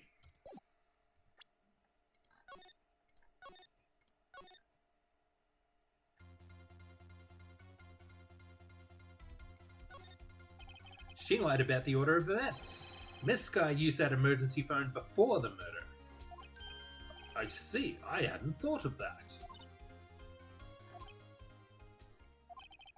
That took the wind out of her sails. Either that or they're all thinking how stupid I am again. Mr. Wright, I hate to bother you while you're celebrating your victory, but why would anyone use the emergency phone before the murder? Huh? Just when you think he can't sink any lower, he amazes us. I applaud you, Mr. Wright. You ordered the orange peel lunchbox, right? I guess that teaches me to not get excited before the evidence. One more try. I see it in your eyes. You haven't learned your lesson, have you? Tell us exactly what lies the witness has told to court. The witness lied about... Miss Sky tried to use the emergency phone, but it was out of order. What is significant about this fact? Nothing. Therefore, it would be pointless for Miss Star to lie about it. Pointless to lie? I see. But say the witness did actually see Miss Sky using the emergency phone. It would mean Miss Star witnessed the crime from a different location. A different location? Now that's a pointless lie if I ever heard one. Not at all. If she was on the other side of the fence, then she could potentially have been the murderer. Before you call my lie pointless, at least let me tell it. Let me ask a question to our clever wordsmith, Mr. Wright. Just where was the witness when she saw the crime? All the testimony we've heard until now points in one direction. The place from where Miss Star witnessed this crime was here. Oh, that's me. Oh, can't save. It must have been around here. Oh no, the security room. Because she was giving her lunchbox to her boyfriend. This is the only place where she could have been. The security guard room? Indeed, the security room in the underground parking lot is well positioned. It's built on the second floor so you can see the entire lot. She would have been able to see the emergency phone from there. But why there? There are many other places where she could have seen the phone. Not in this case, Your Honor. The witness, not being part of the prosecutor's office, couldn't park in A block. The only place where she could have seen the crime and the back of the partition is here. I remember in your testimony you said you brought a lunch to your boyfriend in the security guard room. Yes? Well, Miss Star? How many years have I been getting the better of men? To think that the tables could be turned. Today, a man has got the better of Angel Star. Order! Order! Witness! What have you done? You used to be a detective! You should know better! I'm not turning back. The guilty will be punished, and I'll do what I must to make sure justice prevails. The guilty? Is she talking about Ms. Sky? Mr. Wright, doesn't this strike you as odd? Why did Ms. Star lie? It doesn't make sense. Huh? She could have just said she saw the crime from the security guard station. It wouldn't change anything. Exactly. This photograph tells all. It was the defendant who stabbed the victim. That truth still stands. It still stands? I disagree, Mr. Edgeworth. What? If a witness is found to be lying, they're guilty of perjury. She knows this. She wouldn't risk that without a good reason. So tell us what her reason was, Mr. Wright. Huh? Me? Who else? Mr. Wright, let's review what we know. Mr. witnessed a crime from the security guard station. But she lied and said she saw it from B block. It must make a vital difference, but what? What would change? Definitely need to save because I'm on my last attempt here. But I believe it is the angle of view to the crime.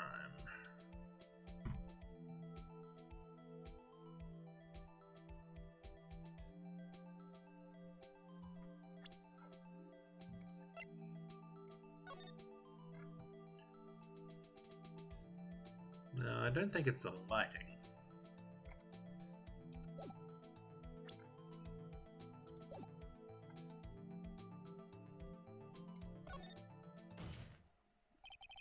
Why the angle at which she saw the crime would occur would change. The angle? What do you mean? Well, the security guard station is on the second floor, and, she would have sort of... No, that's not helping, is it? This is important. Why? Oh no. Perhaps you'd like to reconsider, Mr. Wright?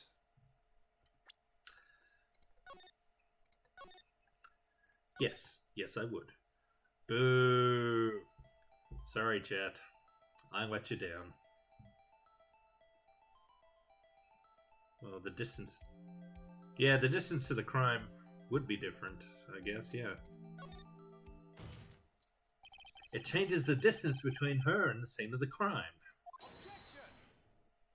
My condolences, Mr. Wright, but one look at the floor plans and it's quite clear. The distance between the scene of the crime and the guard station is 30 feet. I don't see how that would change what she could see. What she saw is not in question here. What matters is the time it would take her to reach the scene of the crime. Huh. Miss Starr, you witnessed the crime from the security guard station. Now, how long did it take you to go from there to the scene of the crime where you arrested Ms. Sky? I mean, I think the real issue here is who actually took the photograph of her, because it was clearly from the other side of the barbed wire fence. Well, witness? You. Yes? You ordered the squid wheels, right? Quality of my lunches is going from low to inedible. I was bringing a PB&J lunch with fresh boysenberry jam to my boyfriend. Boysenberry for the boyfriend. He wasn't in the station, so I waited. I witnessed the crime from the glass-walled station.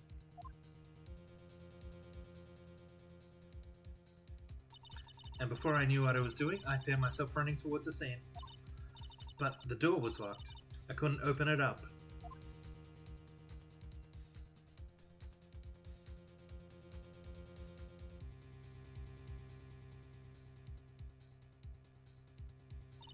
That's why I had to go through the visitors parking in B block.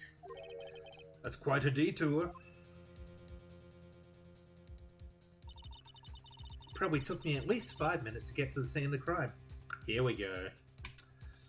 It was only 3 minutes after the murder that she made that phone call. For 5 minutes? This changes things considerably. But it was that woman over there in the defendant's chair who stabbed him. I know it. I have photographic evidence. I swear it. I swear it on my finest plastic spork. You have a point. And the spork is a wonderful invention. Would you like another caviar lunch? Absolutely. Uh-oh. Mr. Wright, you have to do something. Do I have any evidence to stop this? Yes, I do. 5 minutes between the witnessing of the murder and the arrest. Think about it. You could make pasta in that amount of time, if you like it al dente. I got lunchboxes that tie pasta into knots, Ricky. A 5-minute blank. Isn't that strange? Strange? If you were a criminal, what would you do with 5 minutes, Your Honor? Well, I guess I'd flee the scene. Hey! Don't get the wrong idea. I didn't kill anyone. But you have the instincts of a killer. You would run, but this time was different. Miss Sky dawdled at the scene of the crime. She even had her picture taken. No true criminal would act this way. It's inconceivable. Yeah. Well then, it seems we've come to the end of this testimony. The witness has a grudge against the defendant and a blank in her testimony. Mr. Edgeworth, is the next witness ready to go? Unfortunately, I appear to have overestimated this witness on account of her professional history. We did it! We screwed that can shut, Mr. Wright. That was too close. I'm afraid that the cough-up queen has been dethroned. And with that, court is adjourned.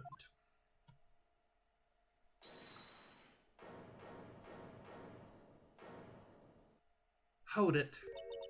Mr. Edgeworth, you ordered the squid wheels, right? That's the one she tried to foist up on me. I prefer not to take the defense team's leftovers. Anything else to say?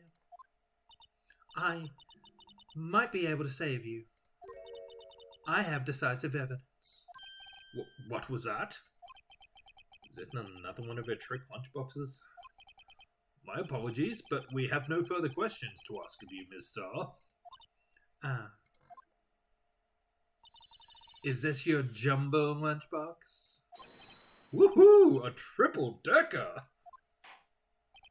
Out of deference to the witness's determination, I'll allow one more testimony. Oh, jeez. I want to go to bed. Let's hear about this decisive evidence. Like the one-twin mother says, you won't be disappointed. What's she going to pull out of her lunchbox this time?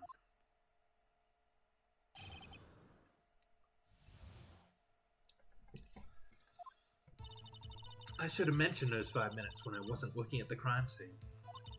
And now, to the matter of the victim's shoe. Did I not bring this up? 2 types of blood were found on this shoe. One was, of course, the victim's, and the other blood type matched that of the defendant, Miss Lana Sky. This shoe proves it. It's flawless, decisive evidence. What? There was blood found on that shoe? Try lunchland for all your lunch and decisive evidence needs. Witness, what's the meaning of this? Why is this the first time I've heard of this evidence? Simple. As I've already said, I don't trust you with evidence, Mr. Edgeworth. That's why I took the liberty of investigating this myself. And you had blood tests performed? Didn't I mention? I have 3 boyfriends in forensics. In any case, Your Honor, I can't accept this as evidence. What? You must know the 2 rules of evidence law. Rule number 1, no evidence shall be shown without the approval of the police department. In other words, this shoe is illegal evidence, at least for the time being. Is that right, Mr. Wright? It seems so. Edgeworth sure is celebrating. Not so fast, Mr. Edgeworth. Don't forget, I used to be a detective. As I mentioned previously, this shoe has already been tested by a member of the forensics department. As you can see, it was approved by the police department as of today. Even the general public can produce official evidence, Mr. Edgeworth. Right, Mr. Wright? Seems so. Edgeworth is looking pretty sullen. Sullen's not the word I'd use. You could at least study some evidence law, really. The prosecution's complaints notwithstanding, it appears that this evidence satisfies the first rule of evidence law. However, it seems you have yet another count against you, witness. Anything to ensure that the guilty are properly judged. Okay. One enamel shoe bears traces of blood from Goodman and Lana Sky. Very well, Mr. Wright, you may cross-examine the witness. Alright, before I do that, I need to take a quick break, because this trial does not seem to want to end. I'll just be a few minutes, so hang tight.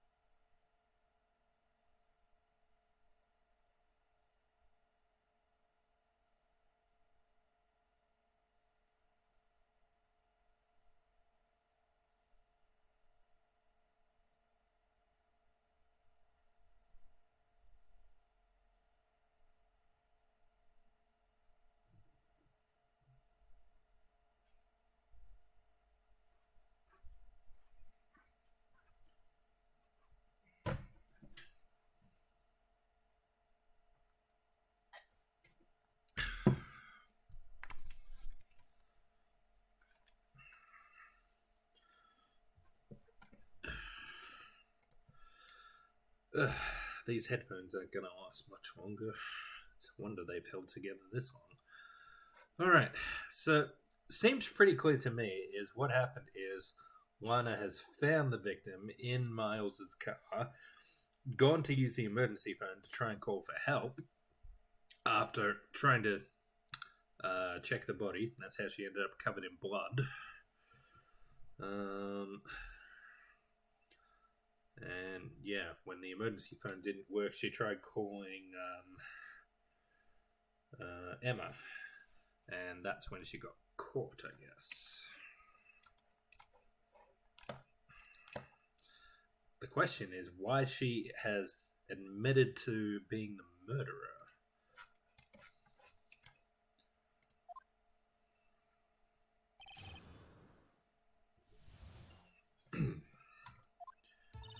I should have mentioned it was 5 minutes when I wasn't looking at the crime scene. And now to the matter of the victim's shoe. Did I not bring this up? Two types of blood were found on his shoe. One, of course, was the victim's, and the other blood type matched the defendant, Mr. Lanaska. His shoe proved its flawless decisive evidence. It's pretty sly, hiding evidence like that. There's nothing sly about a lawyer using the law as a weapon. In any case, science is always on our side. Don't forget, scientific investigation is the wave of the future. Maybe I should investigate this evidence a little more closely.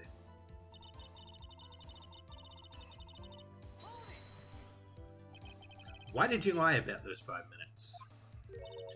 I guess you could say I just wanted people to look at the results. The results. How many times do I have to say this? I saw the chief prosecutor stab the victim before my very own eyes. Compared to that, a 5-minute blank means nothing. Then why didn't you just tell the truth? Don't make me laugh. We're dealing with the most untrustworthy of the vile lot known as prosecutors. Falsified evidence, arranged testimonies, erasing and manipulating evidence. When you fight monsters, you need to use every trick in the book. This when the suspect has admitted she did it? But false testimony is the most despicable crime of all, Ms. Starr. Let's just get this over with. Now to the matter of the victim's shoe. And you found this shoe at the scene of the crime. I detained the chief prosecutor and notified the police department. I wanted to make myself useful while I was waiting for the police to arrive. So, like an ill-trained pooch, you snuck off with the shoe. I was afraid someone would erase the chief prosecutor's crime. The shoe was my secret weapon, if that should happen. See this fashionable basket I have? See this fashionable basket I have here? It carries more than lunchboxes, gentlemen. I'm happy for you and your lunchbox bag, really. In any case, you removed valuable evidence from the scene of a crime.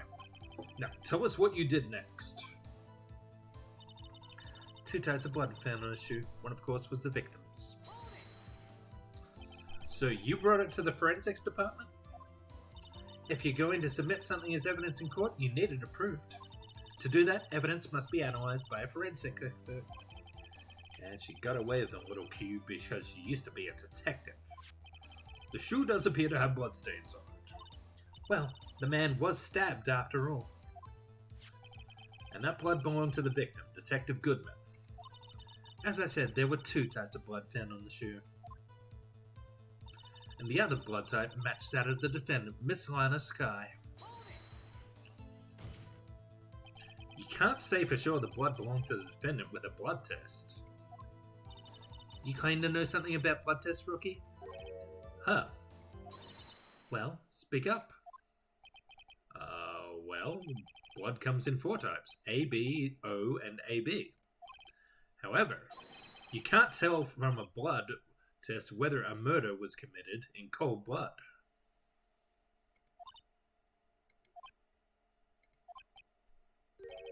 That's just a figure of speech, Mr. Wright. Actually, we can differentiate between millions of types with all the blood tests out there. Which means that we can more or less narrow down any sample of blood down to just one person. Or so I hear. That's pretty specific. If I had a little more time, I would have gotten DNA test results. But they said there's very little doubt it could be anyone but Ms. Lana Skies. So the suspect's blood was found on the victim's shoe. That ties her directly to the death of Detective Goodman. I was afraid he was going to say that. This shoe proves it. It's flawless, decisive evidence. I can't let this evidence go through without a fight. You ordered the peppered fish guts, right? Ugh.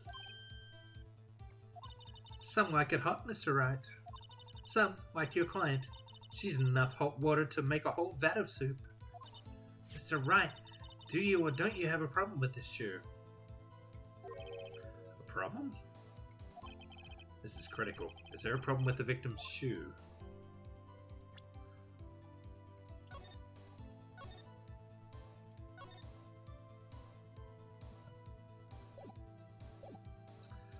I'm sure there's a problem. If I'm not imagining things, I'd say there is one critical problem with this evidence. A clear contradiction. That gleam in your eyes. You're still young, rookie. I'd give you a peppered fish gut now. But you couldn't take the heat, could you? Let's hear what Mr. Wright has to say. What is contradictory about the victim's shoe? Show us the problem with the evidence.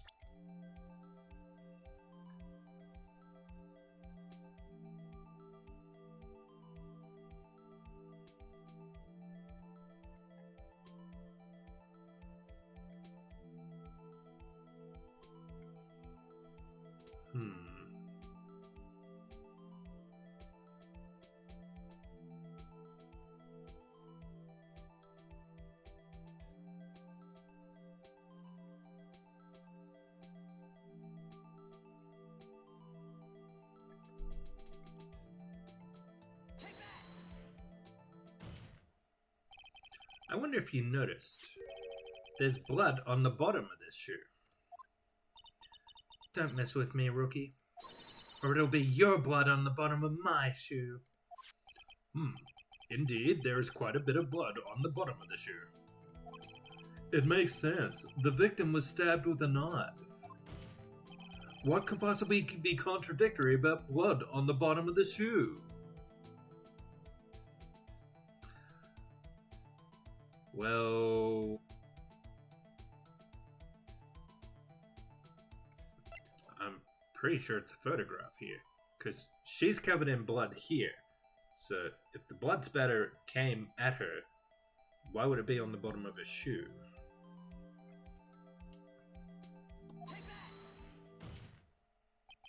The problem lies in the footprint.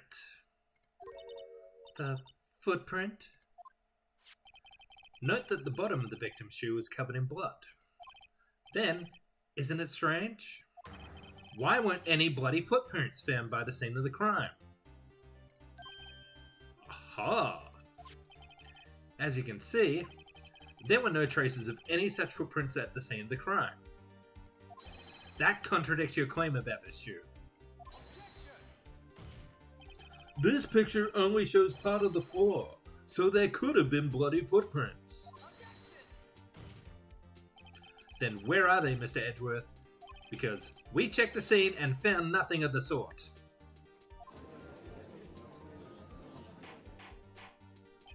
Order, order, order. Well, witness? What? Great going, Mr. Wright, but it's true that the lack of a footprint is a contradiction. But then we have to ask why there wasn't a footprint. Oh, that's true. There has to be a reason why there wasn't a footprint. Think, Mr. Wright. Think. Hey, I don't know why it's there, not there. I'm just good at finding contradictions. What? Hold it. I see. Now I get it. Get what? Our witness is more devious than I gave her credit for. We were hoodwinked to the very end. But she slipped. There is one vital hint of the truth in her testimony. What are you talking about? Think back to when she told us about apprehending the suspect. Chief Prosecutor tried to resist, but her efforts were in vain. She knocked my hands aside, kicked over an oil drum. Oh, she's beautiful but deadly. A predator, this one. A leopard woman.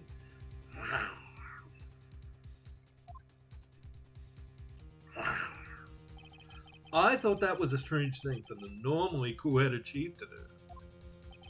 No kidding. Now, witness, allow me to ask a very simple question. This oil drum, was it empty? Oh, that. I'm not sure I like your attitude, Mr. Edgeworth. Though apparently you're not the slowest conveyor belt in the lunchbox factory. Witness. Well, was the oil drum empty? The oil drum kicked over by the chief prosecutor was brimming with water. Water?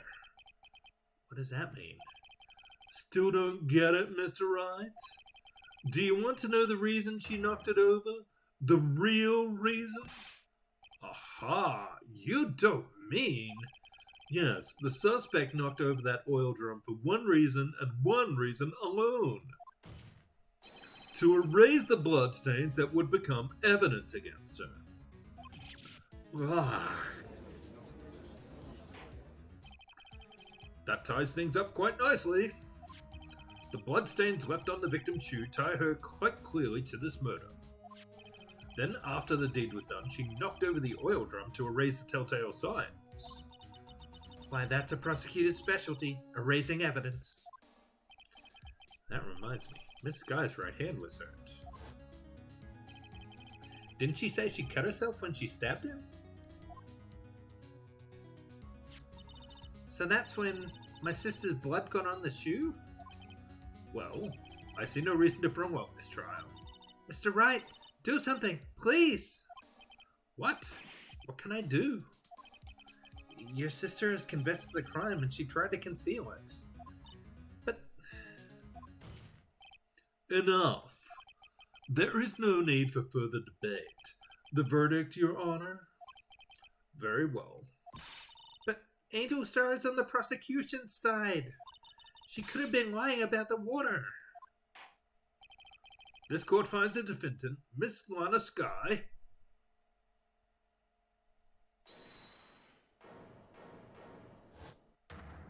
You again? Hold it. Little girl, what did you just say? Huh? Me? Did you say that I, Angel Star, was on the prosecution's side? Well, yeah, you are. You're saying my sister hid evidence by erasing bloody footprints. Well, I thought you'd had your fill, but here you are demanding a second helping. Another lunchbox. A lunchbox called evidence. Wait, witness, don't tell me you have something else. The time for deliberations has passed. Any further comments and you will be held in contempt of court. Your threats don't scare the cup up, Queen. Look at this. A photograph? I hid it just in case anyone had the gall to suggest that the white shoe didn't belong to the victim. I see no reason for error in this evidence. Mr. Wright, wait! Look at the asphalt in this photo. Hey, it's clearly wet. Erasing the last trait of doubt from the court's mind. Immediately after the murder, the crime scene was washed with water. I'm sorry, Mr. Wright. I guess I couldn't help after all. It's not your fault. I knew I couldn't win this case from the beginning. And it seems this is what your sister wanted anyway.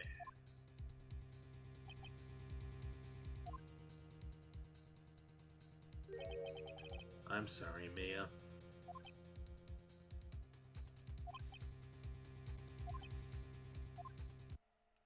Right. Wet or not. Don't be so quick to throw in the towel. Huh? Get yourself up on the ash. Get yourself up. I can word good. Get yourself up off the asphalt. Take another good look. Don't give up. Not until the better end. This is the last piece of evidence. Very well. This time, I'd like to declare a verdict for good.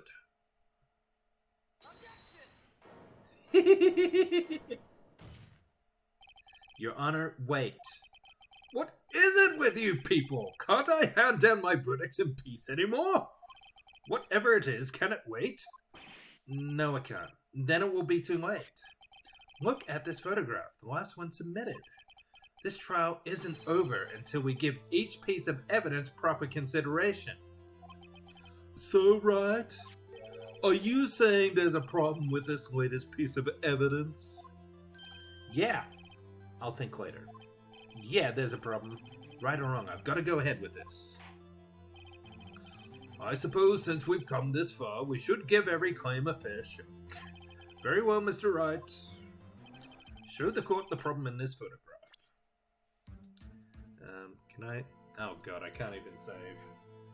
Okay,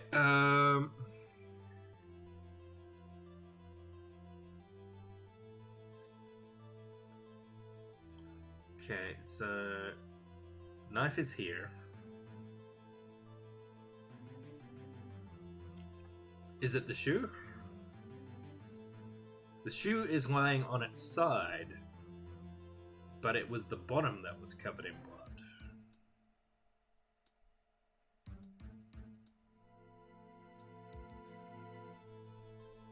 Is that it?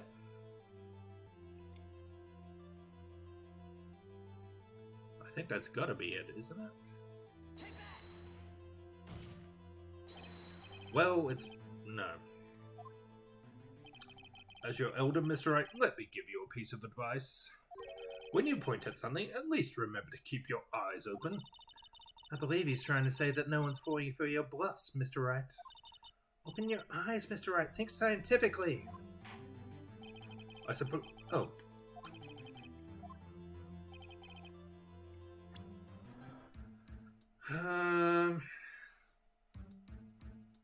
Is it something here in the tailpipe?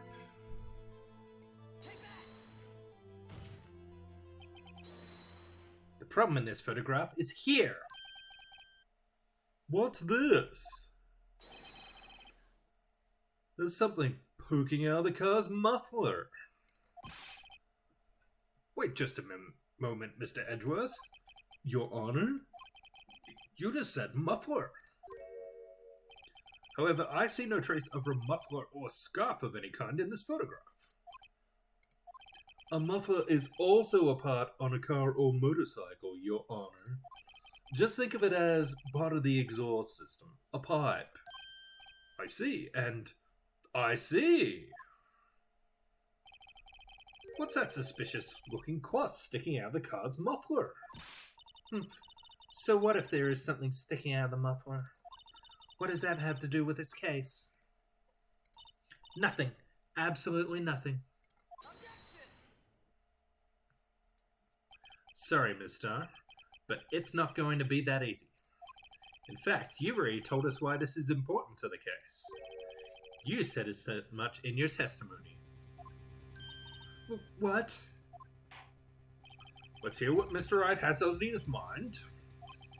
Tell us why you think this piece of cloth in the muffler is related to this case. Okay, now I need to save. Now I need to save. Oh, crap. I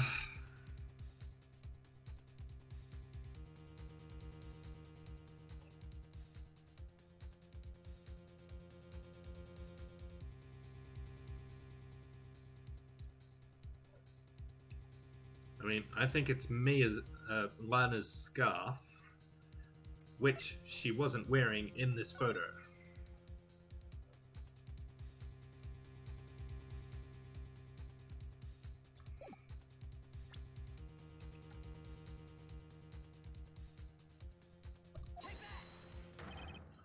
Well, Your Honor? Oh no. Actually, I don't feel well at all. I have this pounding headache. No, I meant, what do you think about the... I'm afraid the reason for that headache is you, Mr. Wright. That's enough. This court sees no reason to further prolong the trial. The defense has failed to give the court sufficient reason to doubt the prosecution's claim. This court finds the defendant, Miss Lana Skye, guilty.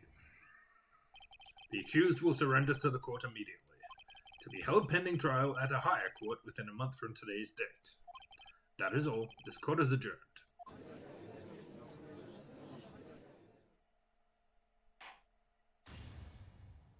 Whoops.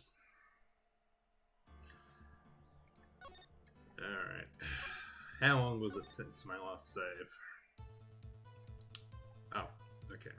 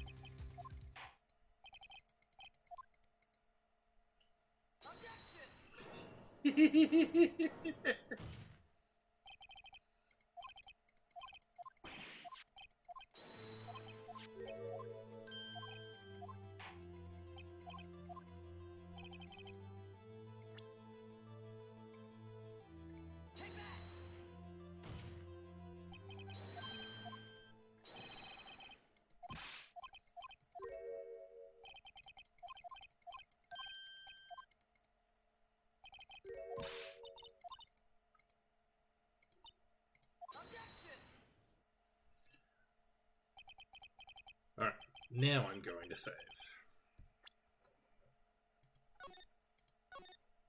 And I think I figured out what the problem actually is. Or what evidence I need to use. It's the phone, where she mentioned the muffler in the 3-second phone call.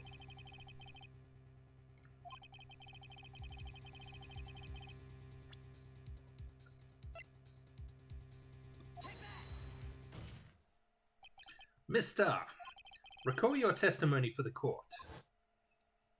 Ah, yes. When I arrested her, she mentioned the muffler. That's what had me confused in my earlier testimony. Muffler. Yeah. Could it be that the muffler you heard mentioned was actually this exhaust pipe? If so, that means this piece of cloth is vital evidence.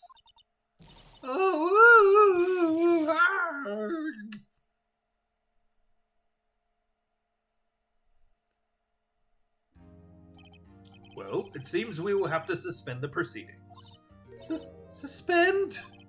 I find myself wondering about that piece of cloth. If we leave any question here unanswered, we do a disservice to the law. Have the car at the crime scene inspected at once and bring me that cloth. The verdict will wait until after we've seen all the evidence. Agreed? I suppose so. Phew. That was close. But we made it. At least for now.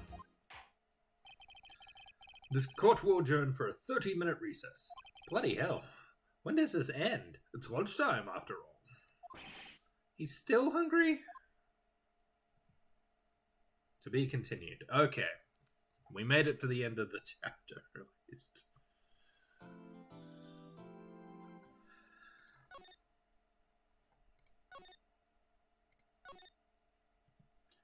Alright. Trial ladder. Good. Alright. It is almost midnight. I have been going for quite a bit longer than I expected to. So I'm going to cut it off here. We will continue the trial of Lana Skye next week. Saturday, 8 p.m. Australian Eastern Standard Time. In the meantime, if you would like to catch up with any of the other stuff I've been up to, you can have a look at my social links down below. There is my YouTube, where I archive all my Twitch streams. There is my Twitter. Yes, I still call it Twitter. Don't be a hater.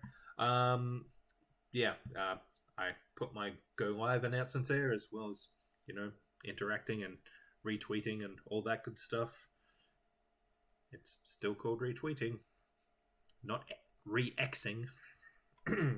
And there is also a link down below to my Tumblr, where I have, the last few months, been doing a series of blog posts discussing how the Archie Sonic comics, that ran from, 1993 up until 2017, I think? Good long slog, 24 years. How they share a lot of the same story tropes as your average cartoon from the 80s or 90s. The syndicated 65 episodes ones. So you got stuff like the hero and the villain. They have to work together to deal with a bigger threat. There's a Shrink Ray episode. There's a Giant episode. There's the episode where they go into space. All that stuff. The most recent one I have been talking about is the villains teaming up, which is always a fun time, isn't it?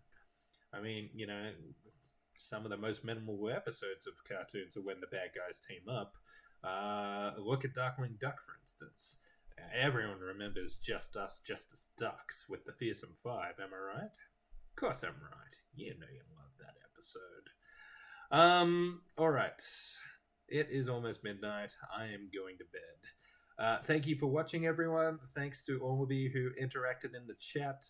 Great to see you all tonight. And yeah, I hope you'll come back next week for what is probably going to be the conclusion of the trial.